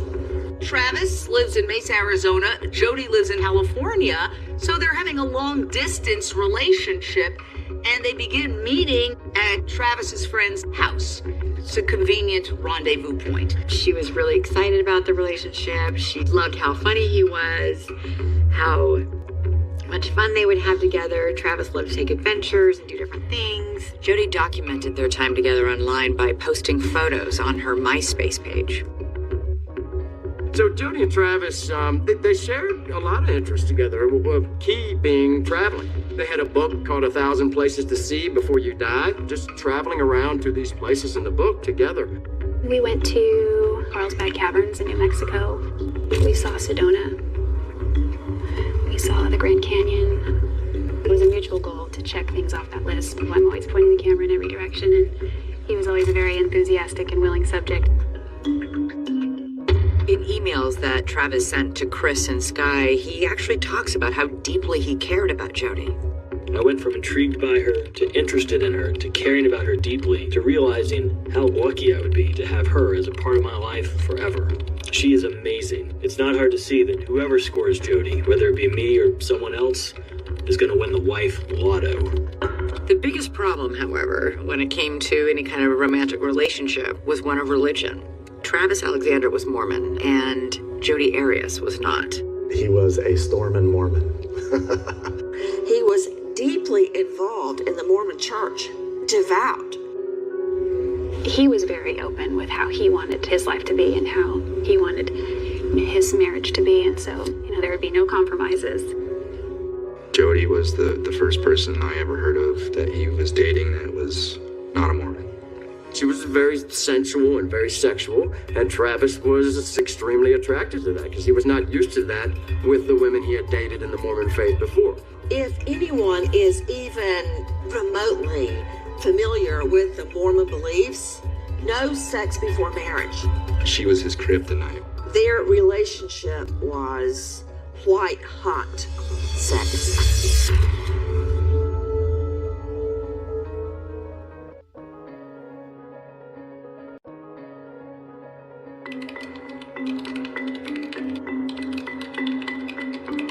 Travis Alexander started a blog called Travis Alexander Being Better blog, in which he was writing very honestly and candidly about his life and his struggles. I used to imagine myself as some dangerously handsome tycoon in Time magazine, as one of the world's most eligible bachelors. Then I turned 30. As I tend to do, I did a little soul searching and realized that I was lonely. Travis is getting older. Being a devout Mormon, typically when you're 30, 31, you're expected to have a family, have children, be settled down. in the Church of Jesus Christ of Latter-day Saints in these singles congregations that they've got set up across the world. When you turn 31, you're out. You know, like you have to go to a regular congregation, almost like you're getting moved from the main toy box to the broken toys, you know, like the broken toys go over here.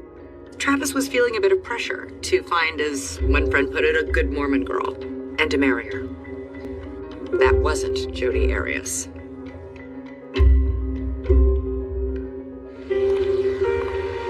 Travis starts sending Mormon missionaries to her house. At night, he talks about the Book of Mormon. He quotes scripture to her. He had a very significant influence on me as far as, my decision to join the church. She was very spiritual, and so she was open to learning about Mormonism. And this was also a way for her to be more a part of Travis's life. She chose to become baptized because she thought that's what Travis wanted. Within a couple of months of them meeting, Jodi is now converting to a new religion. This was unbelievably fast. Travis actually baptized Jodi himself, and there's a picture of the two of them before the ceremony.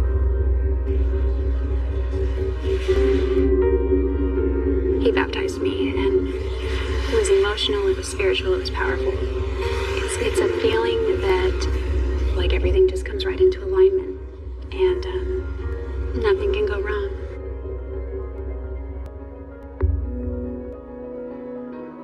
It was very important for Travis to remain true to his faith because Mormonism saved his life.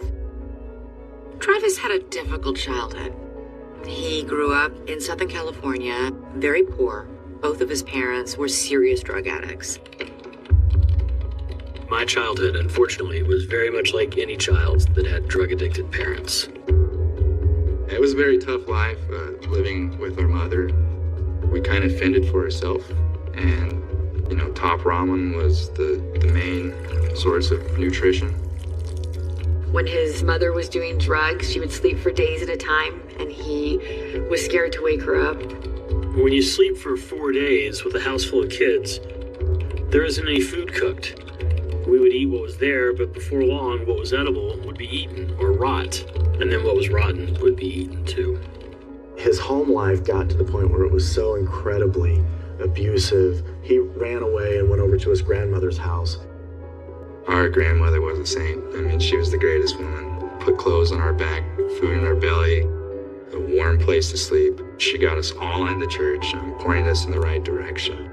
That kind of became like his saving grace. It gave him his identity and his importance. He was always incredibly strong in the church, but after meeting Jodi, some of the conversations were about the challenge of morality because this girl's in his life. The law of chastity in the Mormon Church is clear. Premarital sex is forbidden. Well, there is a video showing Travis and Jodi very affectionate with each other. It's clear that they have a strong connection. There's a lot of tenderness and just warmth. What people may not have known was that despite both being Mormons, they were also having sex. In Jodi's journal, she actually writes a lot about the lengths to which the two of them go, indulging in these sexual fantasies. His bedroom becomes our playground where our passions run wild and certain fantasies are taken to the extreme. The rules melt away. Travis was addicted to Jodi. This was a woman, a gorgeous woman, who was fulfilling all of his sexual desires. He really was struggling and suffering in guilt, because he knew that he was outside of the tenets of the faith. They're both sinning in the eyes of his church. Travis wanted to marry a virginal, pure Mormon girl. By having sex with him, Jodi eliminated herself as ever being marriage potential for Travis. But there were a lot of other problems. Travis and Jodi have been dating for a couple of months when his friends started noticing there's something off with Jodi. Something not quite right. For example, one night we're all in the hot tub. There's 4 of us, this is a time to chat and hang out. Well, Jody is like climbing on Travis while we're trying to have this conversation. She was all over him. I mean, like 8th graders whose parents are out of town, like straddling his lap and sucking on his neck, and Travis just kept pushing her off. And he's like, Jody, get off me. Like, what are you doing? And I look at Chris, I'm like, does she not realize we're sitting here? That was one of those nights where we're like, she's weird, you know, this is weird. This is around the time where she became very possessive of him. Very possessive. She just had to sit right by him. She didn't appreciate when he was talking to another female. She didn't like the fact that if there was anyone that didn't know that they were together, she wanted to make that clear. I've never experienced being around somebody that's that clingy to another person and just wouldn't leave them alone. I started seeing things that were just disturbing. Jody is infatuated with Travis, and she is not letting him go. She had come undone. I said, Travis, I'm afraid we're going to find you chopped up in her freezer.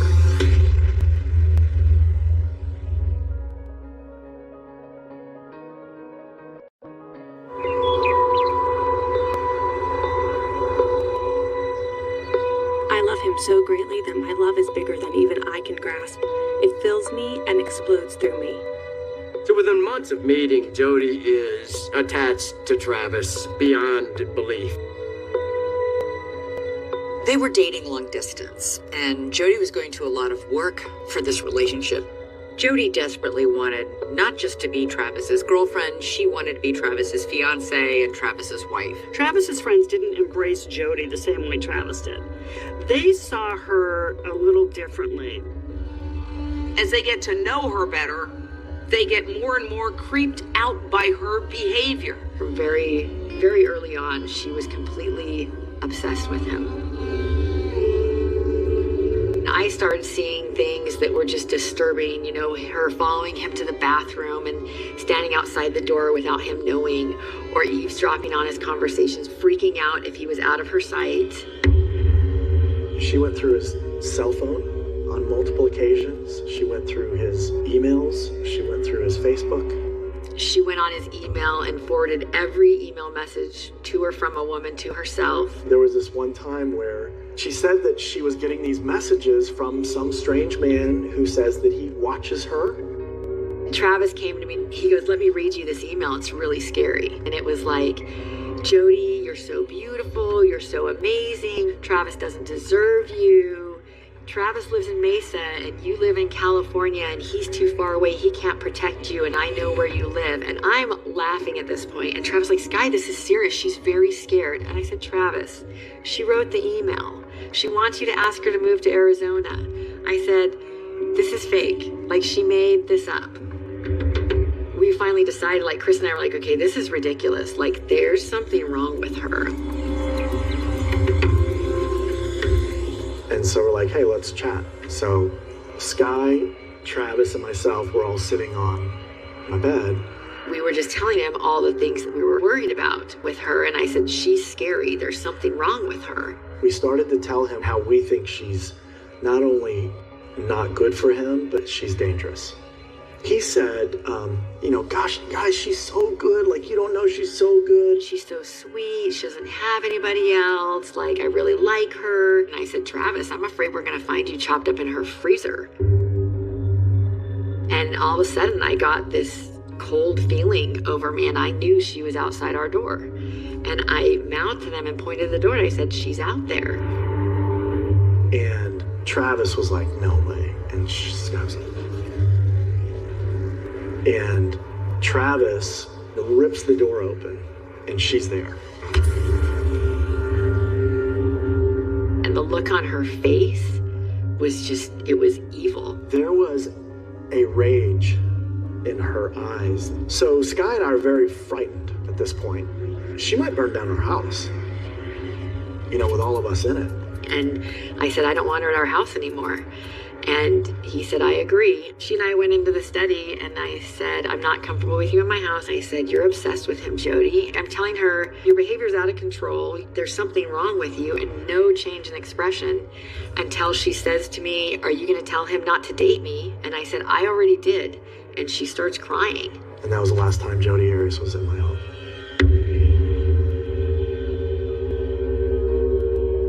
Travis and Jody continue seeing each other for another couple months until finally it's over.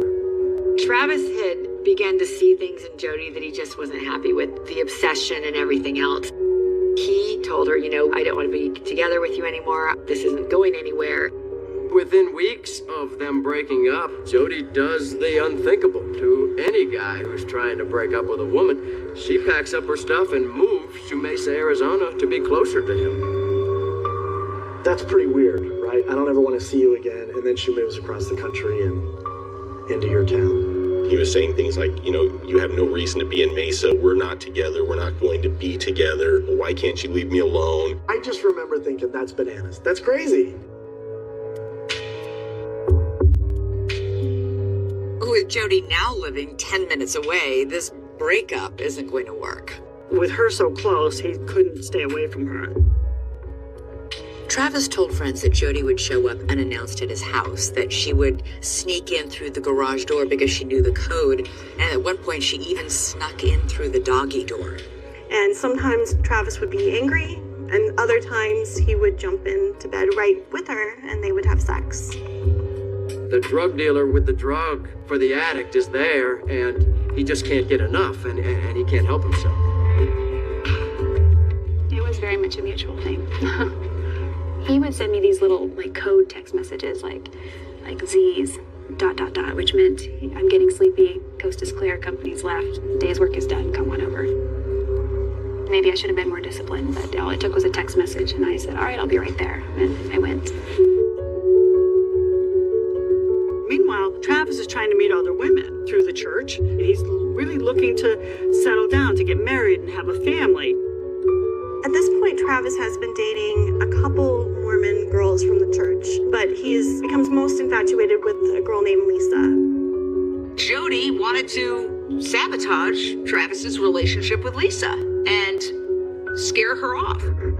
She made Lisa's life horrible. She would knock on her door and run away. She would knock on the windows. It's believed that Jody slashed Travis's tires, not once, but on 2 consecutive nights when Travis was at Lisa's house. So at this point, Lisa's scared. And so she asks Travis to stay the night, and Travis slept on the couch, and Lisa slept in her room. And the next morning, Lisa woke up to an email. Lisa received a note with heavy religious language saying that if you ever lay with this man again, God will punish you. Your heavenly Father must be deeply ashamed of the whoredoms you've committed with this insidious man. His friends obviously knew this came from Jody, but it was anonymous, so there was never any proof of it. When he confronts her, she denies everything. This isn't even love anymore for Jody. This is a complete obsession. Travis has become Jody's sole focus. It was a fatal attraction. Definitely a fatal attraction here. He makes me sick and he makes me happy. He makes me sad and miserable, and he makes me feel uplifted and beautiful. The further she sunk in this relationship, the more depressed she grew and actually had talked about taking her own life. I was honestly contemplating suicide this afternoon. I want nothing more than to end it all. After about 8 months, Travis convinces Jody to move back to California from Mesa. She finally just picked up and went back home to her parents and grandparents.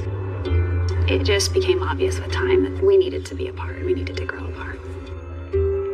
I was excited, and Travis was excited. He said, I'm getting my life back. This is a whole new start. She's gone. This was supposed to be a new beginning for both of them. She goes back to California, but it's definitely not the end of it. You make me so horny. I seriously think about having sex with you every day. Several times a day.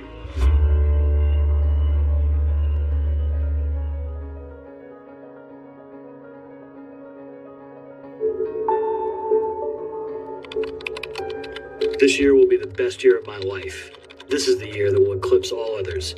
I will find an eternal companion that enhances me exponentially. So Jody Arias and Travis Alexander are now 1,000 miles apart. She's in California, he's in Arizona. They're broken up, it's finally done, over. And they're each moving on with their lives. A huge weight has been lifted off my shoulder. I'm saddened, yes, but it feels like a conclusion, like closure. The final chapter was finally written. He was excited about getting his life back to normal, not having to deal with her all the time. So things were looking really good. Each of them is pursuing somebody else. He started dating a woman named Mimi. Devout Mormon seems to be someone that he could settle down with. Mimi was very well educated. She was eloquent, she was confident, and he was just smitten with her. In the meantime, Jody seems to have found her own new love interest as well. She starts having a relationship with this new guy. His name is Ryan Burns. Ryan Burns is a Mormon who has the body of a linebacker, big guy. Jody described him as a hottie biscotti. I met Jody Arias at a national convention for our company. She was very easy to talk to. She seemed very intelligent, articulate. She was beautiful. He lives in Utah. Jody and Ryan start this long distance relationship where they're talking all the time and making plans to meet up. Meanwhile, Jody and Travis, while living hundreds of miles apart, they're still talking on the phone and texting. This was the classic can't live with you, can't live without you scenario.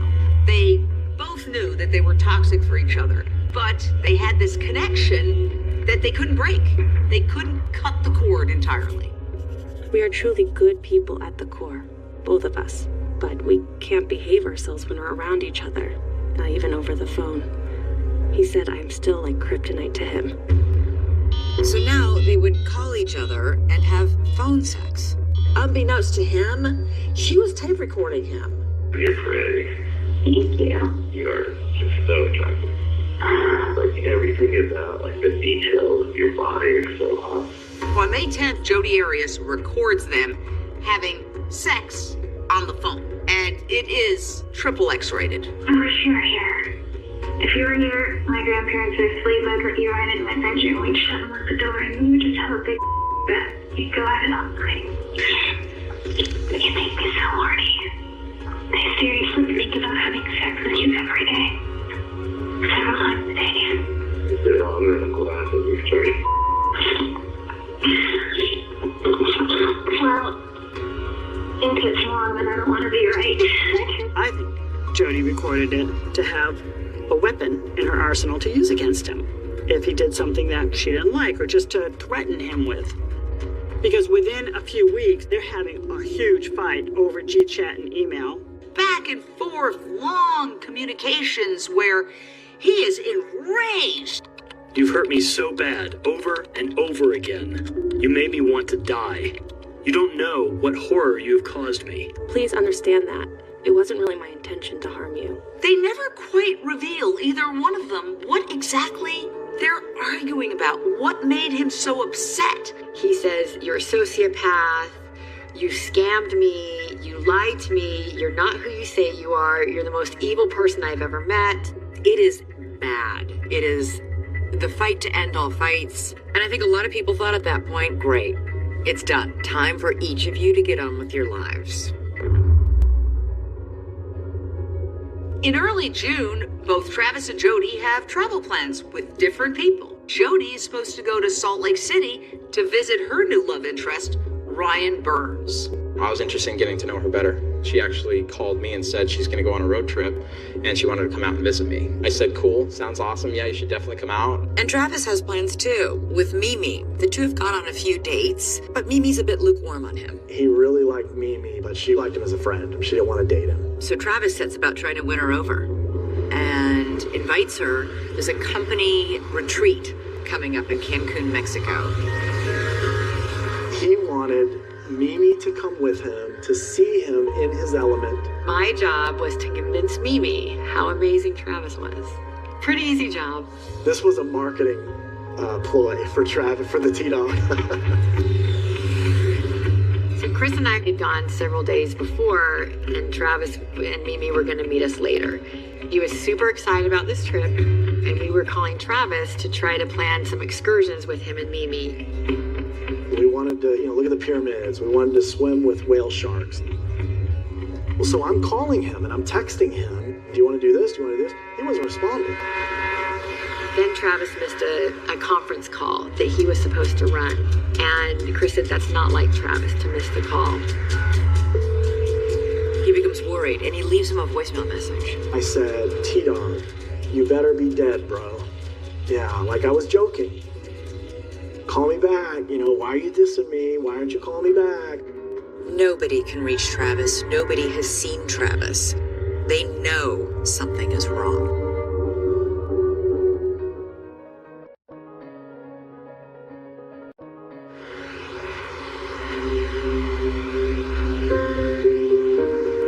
There's a company retreat coming up in Cancun, Mexico. All expenses paid. Travis is going with Mimi. Travis's friends have gone ahead a few days before Travis was supposed to fly out. Once they get to Cancun, they keep calling Travis. But it's very strange. They can't reach Travis. Our call has been forwarded to an automatic... His phone just kept going to voicemail. We kept trying to call again and again, and all of a sudden the voicemail was full. At the same time, Mimi is getting concerned because they're supposed to leave to Mexico the next day. By June 9th, it has been 5 days since any of Travis's friends have heard from him. A few of Travis's friends, including Mimi, go to Travis's house. They knock, but nobody's answering the door. So they call another friend to get the garage code. Travis has rented out bedrooms in the house, so he's got 2 roommates. They hear music on in Zach's room, who is one of Travis's roommates. And they ask him, hey, have you seen or heard from Travis? He said, no, he's in Mexico. And Mimi said, he's not in Mexico. I'm supposed to go with him to Mexico tomorrow. So that roommate gets the key to Travis's bedroom. I found the key to Travis's bedroom, and so I unlocked the door. When they first cast open the doors from the master bedroom, there's this smell, this horrendous foul odor, something that appears to be rotting. At this point, my heart was pounding, just because I feared for the worst. I opened the door, and immediately as soon as I opened it, there was a puddle of blood on the carpet. And so as soon as I saw that, I walked in, walked past it. I looked down the hallway to his bathroom, and so I could see the blood all over the ground, all over the walls. As he turns the corner, he spots Travis curled up in the shower, and he's clearly dead and has been dead for several days.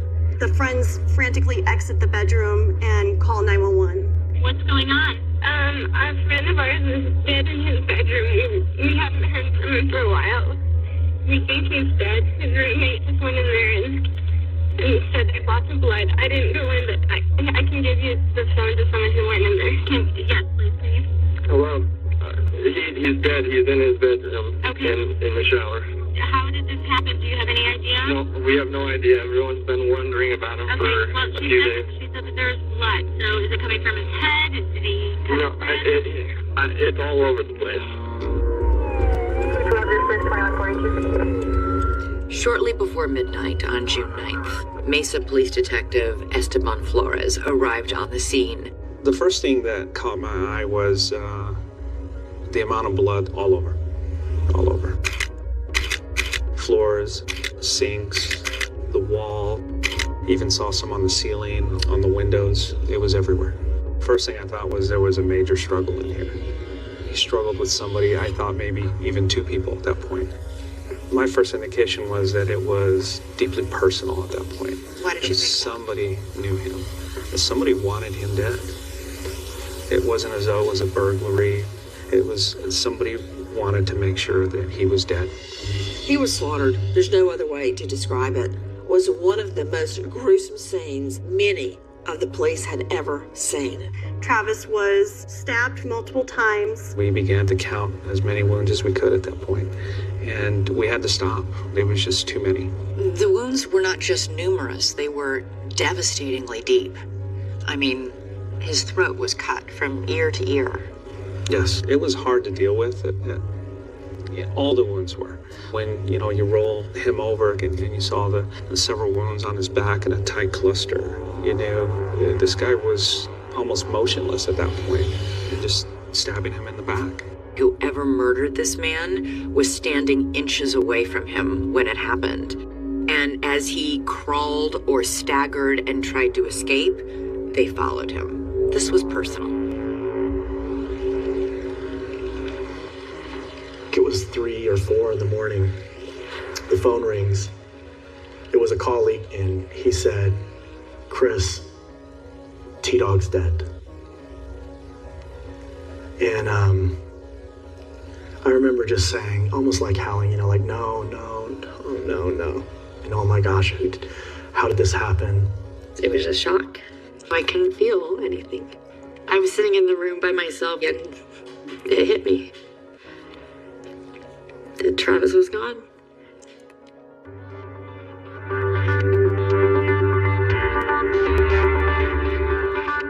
Detectives spent a total of 3 days at that house processing the crime scene.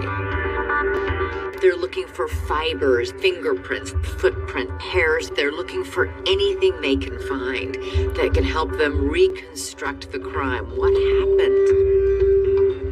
It was an all couple. Everybody was there because we had a whodunit. Did you see any murder weapons at the scene? No, absolutely none. So there was no knife? No. No gun? No. It wasn't until the first morning that I happened to look down on the bloodstained tile, and I realized it was a shiny little object there, and it was a small bullet casing. That was interesting to us because looking at the body, you really couldn't tell because of the mummification whether or not the person had been shot. He had been murdered at least 3 times over. 27 stab wounds. His neck sliced. To top it off, he was shot in the head. This was overkill to the extreme. Investigators find on the wall leading to the bathroom a bloody palm print. Straight, long brown hairs are found on the bathroom floor and some stuck to the wall. The sheets had been removed from the mattress. Quite bizarre. Travis Alexander's killer decided to wash the sheets. Cops make their way to the washing machine. We went through the laundry room, and something just caught my eye, and it was on the washing machine. There was a slight little red stain. I just happened to lift the lid of the washing machine, and lo and behold, there's a camera. A camera? Yes. Inside the washing machine? Yes. It's extremely unusual. The computer forensic investigator called me up and said, "You're not going to believe what I just found." It's the clue that's going to unlock this entire case. That's unheard of, to have that kind of evidence.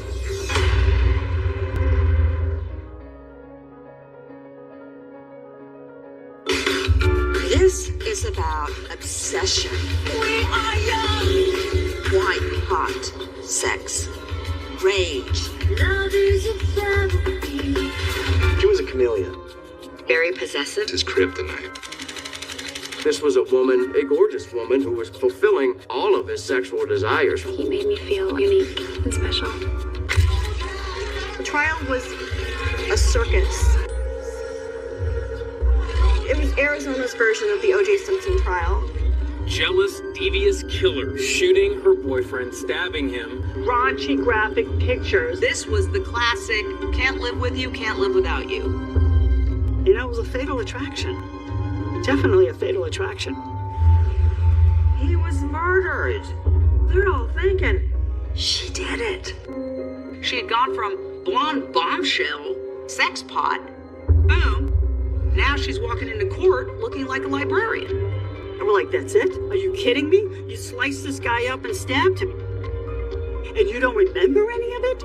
None of it proves that I committed a murder. But Jody is still fighting, and she has a pending appeal right now. So, is this case ever gonna be really over? Who knows? Love is a battlefield.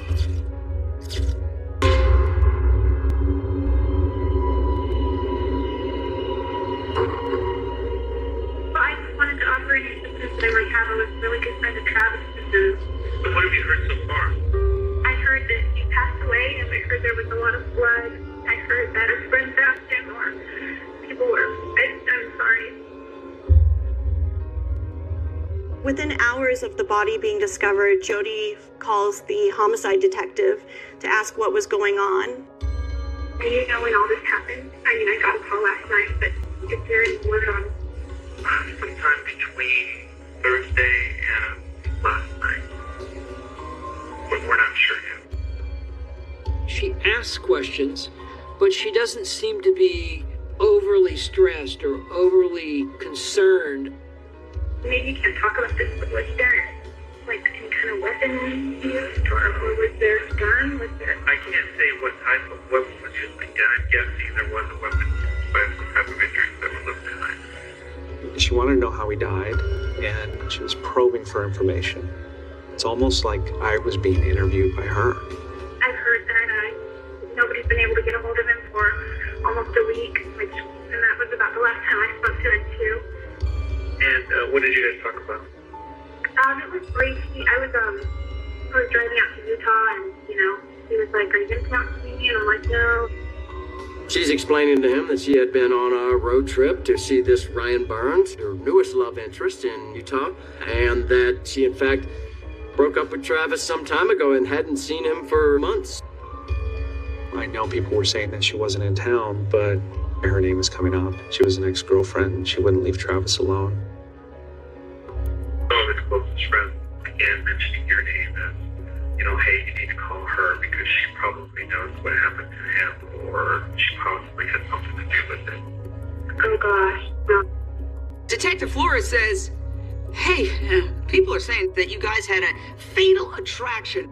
Jody immediately denies ever being in Arizona or anywhere near Travis's house on the night he was killed. How would you describe your relationship with him? We dated for like 5 months, and we broke up and continued actually to see each other. I kind of feel embarrassed talking about this, but it wasn't boyfriend and girlfriend. It was more like kind of buddy. And you guys were not like romantically together at any time, or? We were intimate, but I wouldn't say romantic as far as the relationship goes. So you say intimate, does that include like a sexual relationship with him? Yeah, it does. Detective Flores becomes increasingly intrigued by Jodi Arias. Here we have a former girlfriend of a man whose friends have said the ex-girlfriend's a woman scorned and angry, and now the former girlfriend's on the phone saying we're still having secret sex. Yeah, and if you could just keep it confidential for now, because I know that he's more seriously looked down upon in my church. Jodi basically talks herself right up to the top of the list of potential suspects. I had contacted her and said, look, if you're ever in town, please get a hold of me. We're getting fingerprints and DNA from everybody who has been in the house. And she said, absolutely, I'm coming down for his memorial service. I just remember there being tons and tons of people. It was a great service. A lot of my siblings spoke. Just love to be with his family and his friends and just bring joy to everybody's life. He truly loved life. Memorial service, I think, looking back on it, would have been something that he would have really liked, and they honored him in a very, very good way. She showed up at the memorial for Travis down in Arizona as if she's some grieving widow. They look across the room, and there is Jodi Arias. He was murdered. They're all thinking, she did it. His family members were there, some family members, and there's a part of me that wanted to reach out to them. I don't think that they would have felt comfortable with me approaching them as much as I wanted very much to express my condolences. While Jodi's in town and the investigation is ongoing, police are collecting evidence from everybody. Jodi volunteers to go down to the police station and be fingerprinted. She got her fingerprints done. I had a DNA sample from her, and that's all I needed. The detectives wanted Jodi's DNA because there was a bloody palm print at the murder scene, and they wanted to see, does it match Jodi Arias's? Well, until the forensics come back, there's a waiting game. What doesn't take long to analyze is the memory card in that camera found in the laundry room. That took just a matter of days. A computer forensic investigator, he's in office just below me. He called me up and said, you're not going to believe what I just found. To their shocking surprise, there are photographs on this digital camera that are date stamped from the day of the murder. He asked me, who's this girl? Because she was there the same day that he was killed. And I took one look at it and I said, oh my goodness, that's Jodi Arias. She lied to me. She was there. They find photos of both Travis and Jodi in sexually provocative positions. Photos of Travis in the shower, looking directly at the camera. I believe that's the last photo that was taken of him before something happened. The camera apparently accidentally somehow fell and took a couple shots during the course of the killing.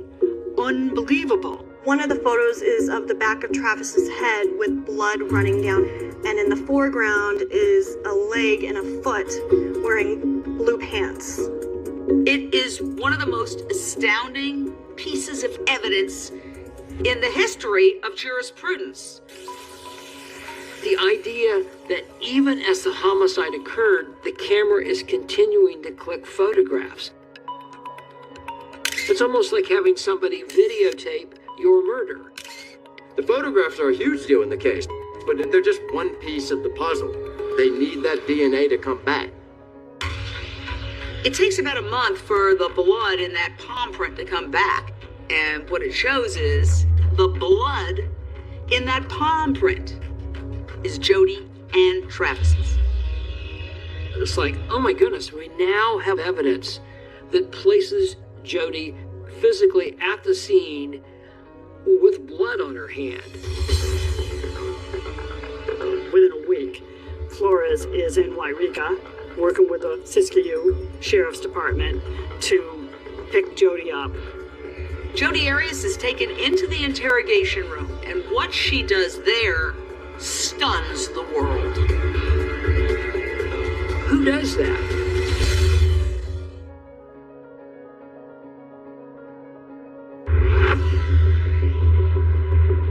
It's been about a month since Travis's murder, and the cops have now gone to California. They are in Jodi's hometown, and they're about to move in and arrest her.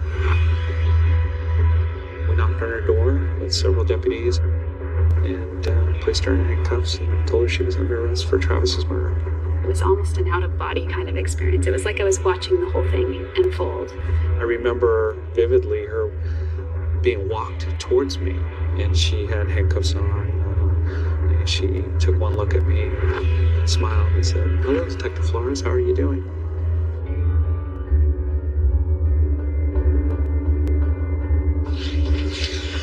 I traveled all the way over here to talk to you because I believe you can help us. I would love to help you in any way that I can. They just wanted to know my whereabouts on the day he passed away. They wanted to know a little bit about certain sequence of events.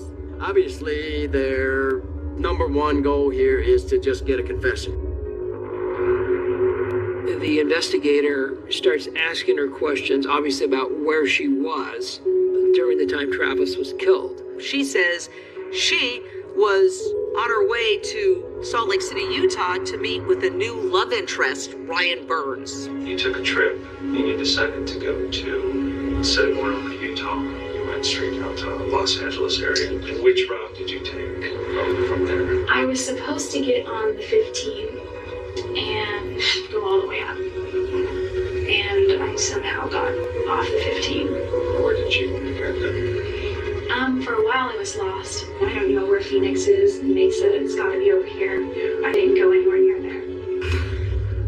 The problem with Jodi Arias' story is that this road trip has her arriving in Utah a day late. And that's what Detective Flores keys in on. Where were you that day? This is what people are focusing on. It's this trip that you took. Because they're saying she left. She left until Thursday. Wednesday. That's when Travis was killed. I did not go near his house. Jodi has a slew of excuses about how she had this very strange trip. Jodi says, oh, my phone died. I honestly got lost. It's bad timing. Darn. Of all days, at the same time Travis was being stabbed dead, Jodi Arias claims to be lost, alone, and without a cell phone. Now, that's convenient. tried to contact her maybe 3 or 4 times throughout that day, and every time we called, it went straight to voicemail. She shows up looking quite different. Gone is her platinum blonde hair, it's suddenly dyed back brown. We watched a movie and spent some time together. The two start making out very passionately. This is within hours of Travis Alexander being slaughtered. We kissed a few times. We never had sex, but she certainly wasn't acting like she had something troubling her in any way.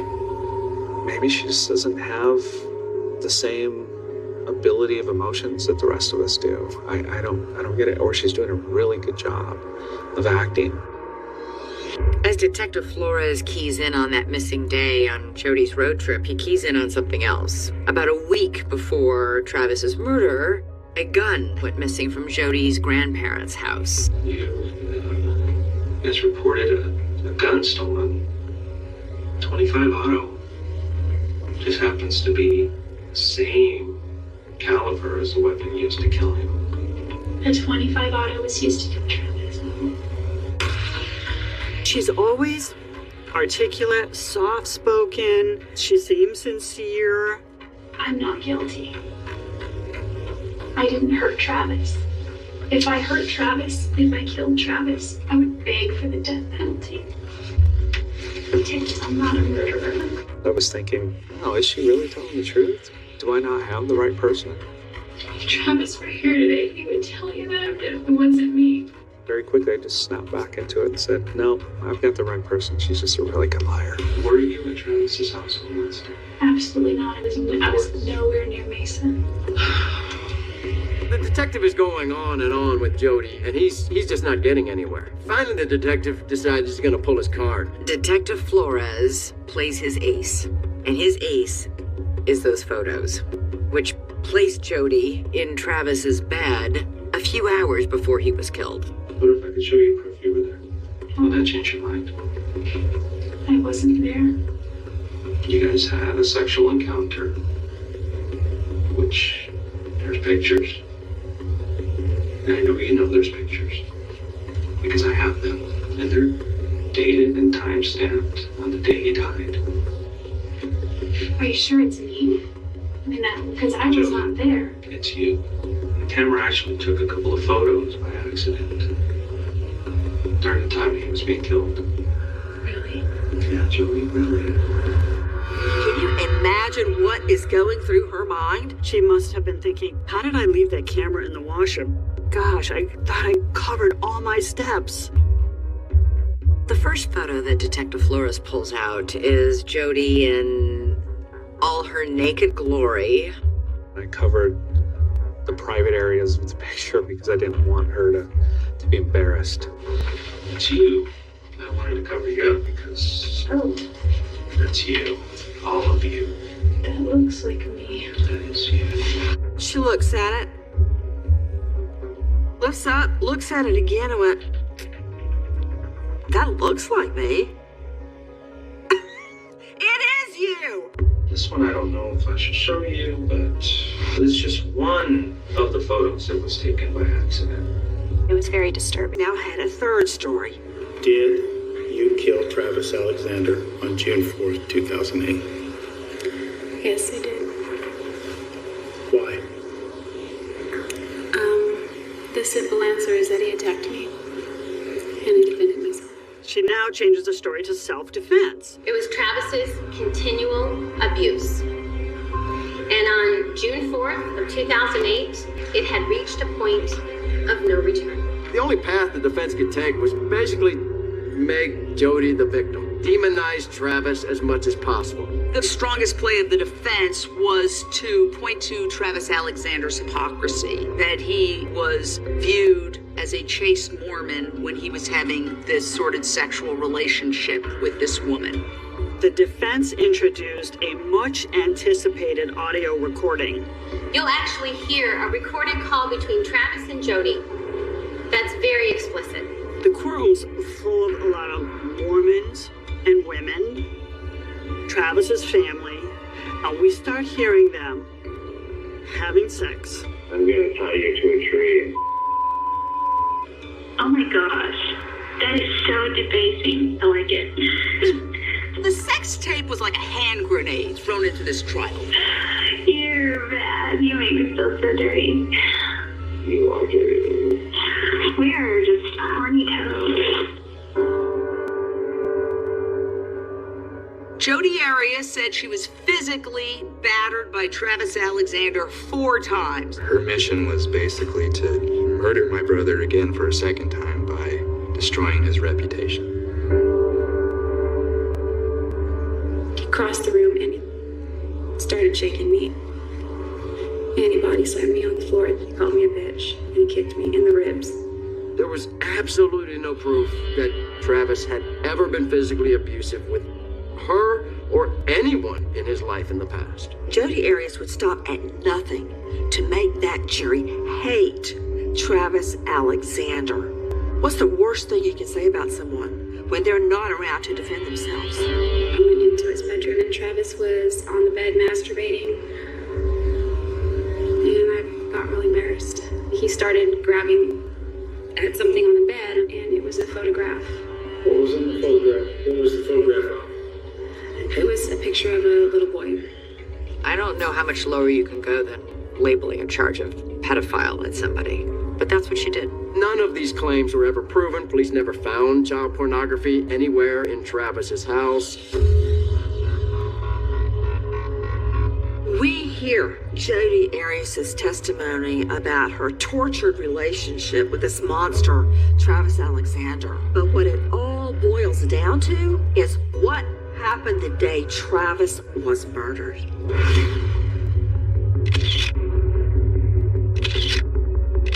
We were trying out different poses and as I moved the camera, it slipped out of my hand. Travis flipped out and he stepped out of the shower. So she claims he comes out. Renowned defense attorney Kathleen Zellner recapped what Jodi says happened in Travis's bathroom. He lunges at her And he picked me up. I was crouching, but he lifted me up as he was screaming that I was a stupid idiot.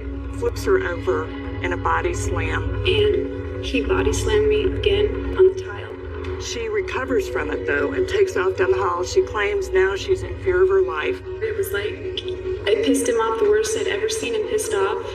He almost killed me before, and now he was saying he was going to. She runs this way, according to her testimony, and then back into the closet. Exactly. So I ran into the closet. I remembered where he kept a gun, so I grabbed it. She grabs the gun. It's a .25 caliber.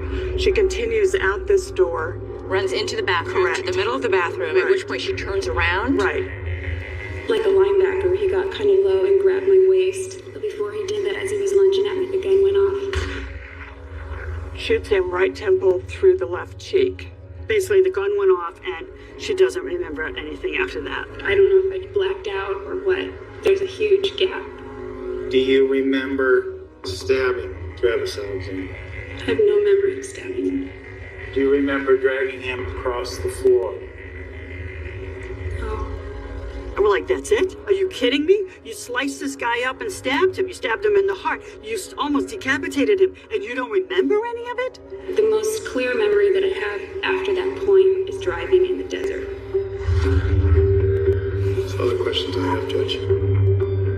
The self-defense story was a joke. My brother didn't even own a gun.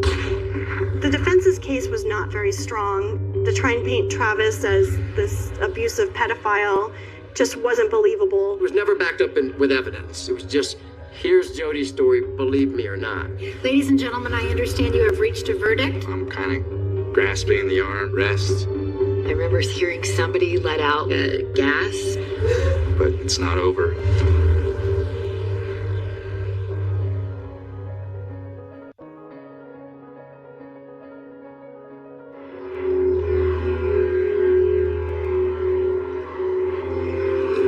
Another day of deliberating coming to an end for jurors in Jodi Arias' very high-profile murder trial. It was very nerve-wracking to wait for that verdict. We'd been in this trial for nearly 5 months and living this case for much longer than that. On the day of the verdict, that was a zoo. Just people everywhere. The jury came in, they sat down, and it was very somber. We, the jury, duly impaneled and sworn, do find the defendant as to count 1, first-degree murder, guilty. I remember hearing somebody let out like a gasp and then incredible relief. As word made its way outside the courtroom, the crowd burst into joyous applause.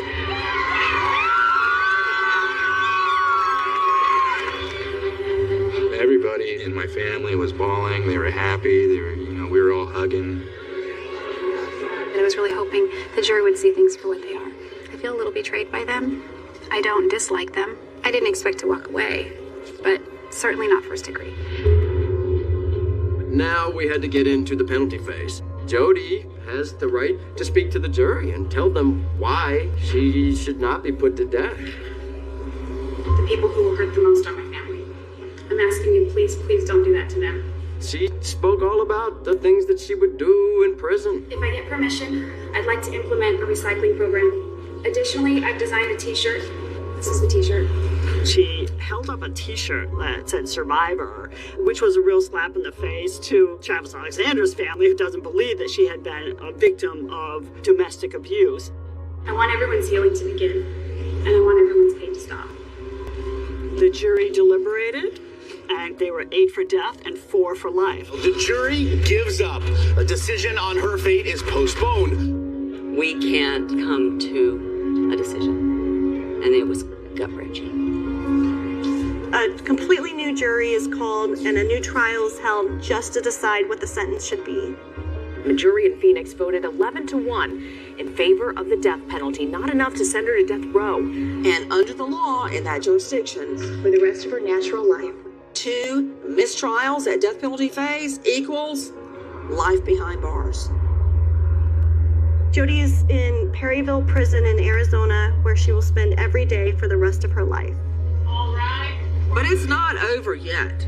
This court should reverse Miss Arias' conviction. The case has gone up on appeal. It's part of the appeal claim that because of misconduct by prosecutor Juan Martinez, that Jody deserves a new trial. The state denies any misconduct, saying that Jodi Arias had a fair trial. I don't think Jodi Arias is going anywhere, but she is fighting. I'm not too concerned about it. None of it affects the fact that she murdered my brother and admitted to it. She snuffed out a very bright light from this earth. He was just larger than life. He did so much good. My brother should have a couple of kids running around. He should have a beautiful wife. He should have a beautiful home. And he should have that beautiful smile that was on his face all the time. कोई चावल रत ना दे असी माया टुर जाना तुसी मालक वत ना दे असी माया टुर जाना असी माया टुर जाना तुसी मालक वत ना दे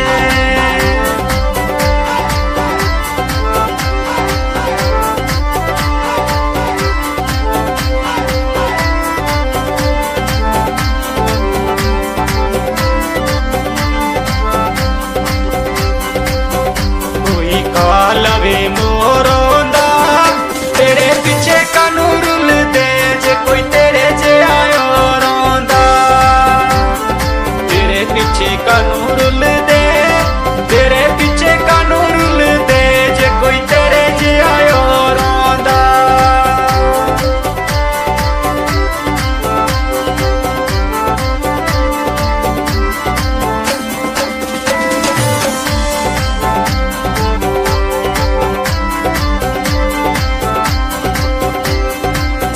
कड़े उत्ते जा बैठा आया सी मेहमान जना डोला अखियां वेला बैठा आया सी मेहमान जना आया सी मेहमान जना डोला अखियां वेला बैठा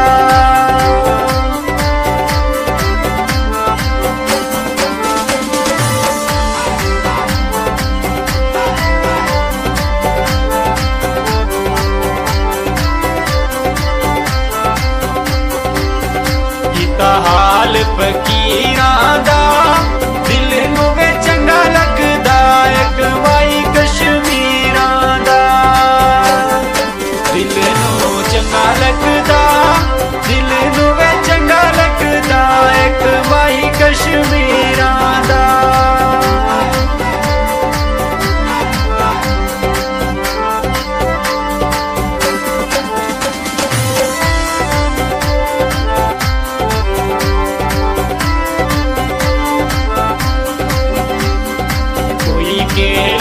सब चिलसा जिंदगी ते मेल च ना रही जिंदगी ते फिर मिलसा जिंदगी ते मेल च ना जिंदगी ते मेल च ना रही जिंदगी ते फिर मिलसा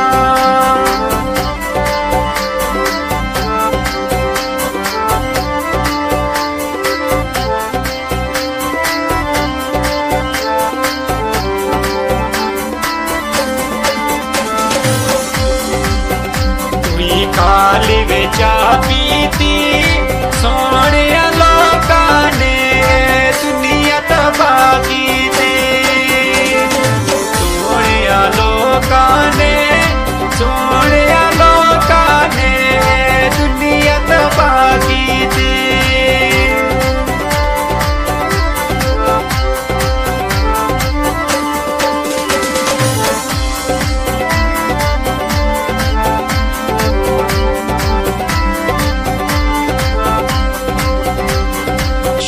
गड्डियां दे काले नी असी हुण टुर वचले तुसी रब दे हवाले नी असी हुण टुर वचले असी हुण टुर वचले तुसी रब दे हवाले नी कोई चावल रत ना दे असी माया टुर जाना तुसी मालिक वतना दे असी माया टुर जाना असी माया टुर जाना तुसी मालिक वतना दे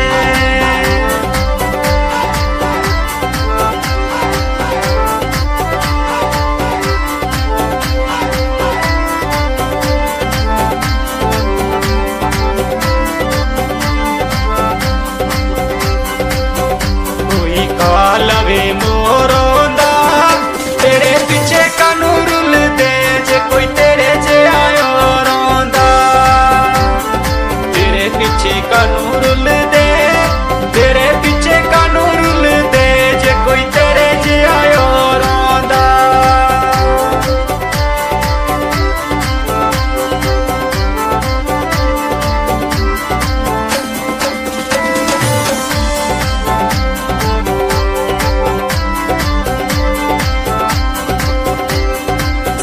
कड़े उत्ते जा बैठा आया सी मेहमान जना डोला अखियां वेला बैठा आया सी मेहमान जना आया सी मेहमान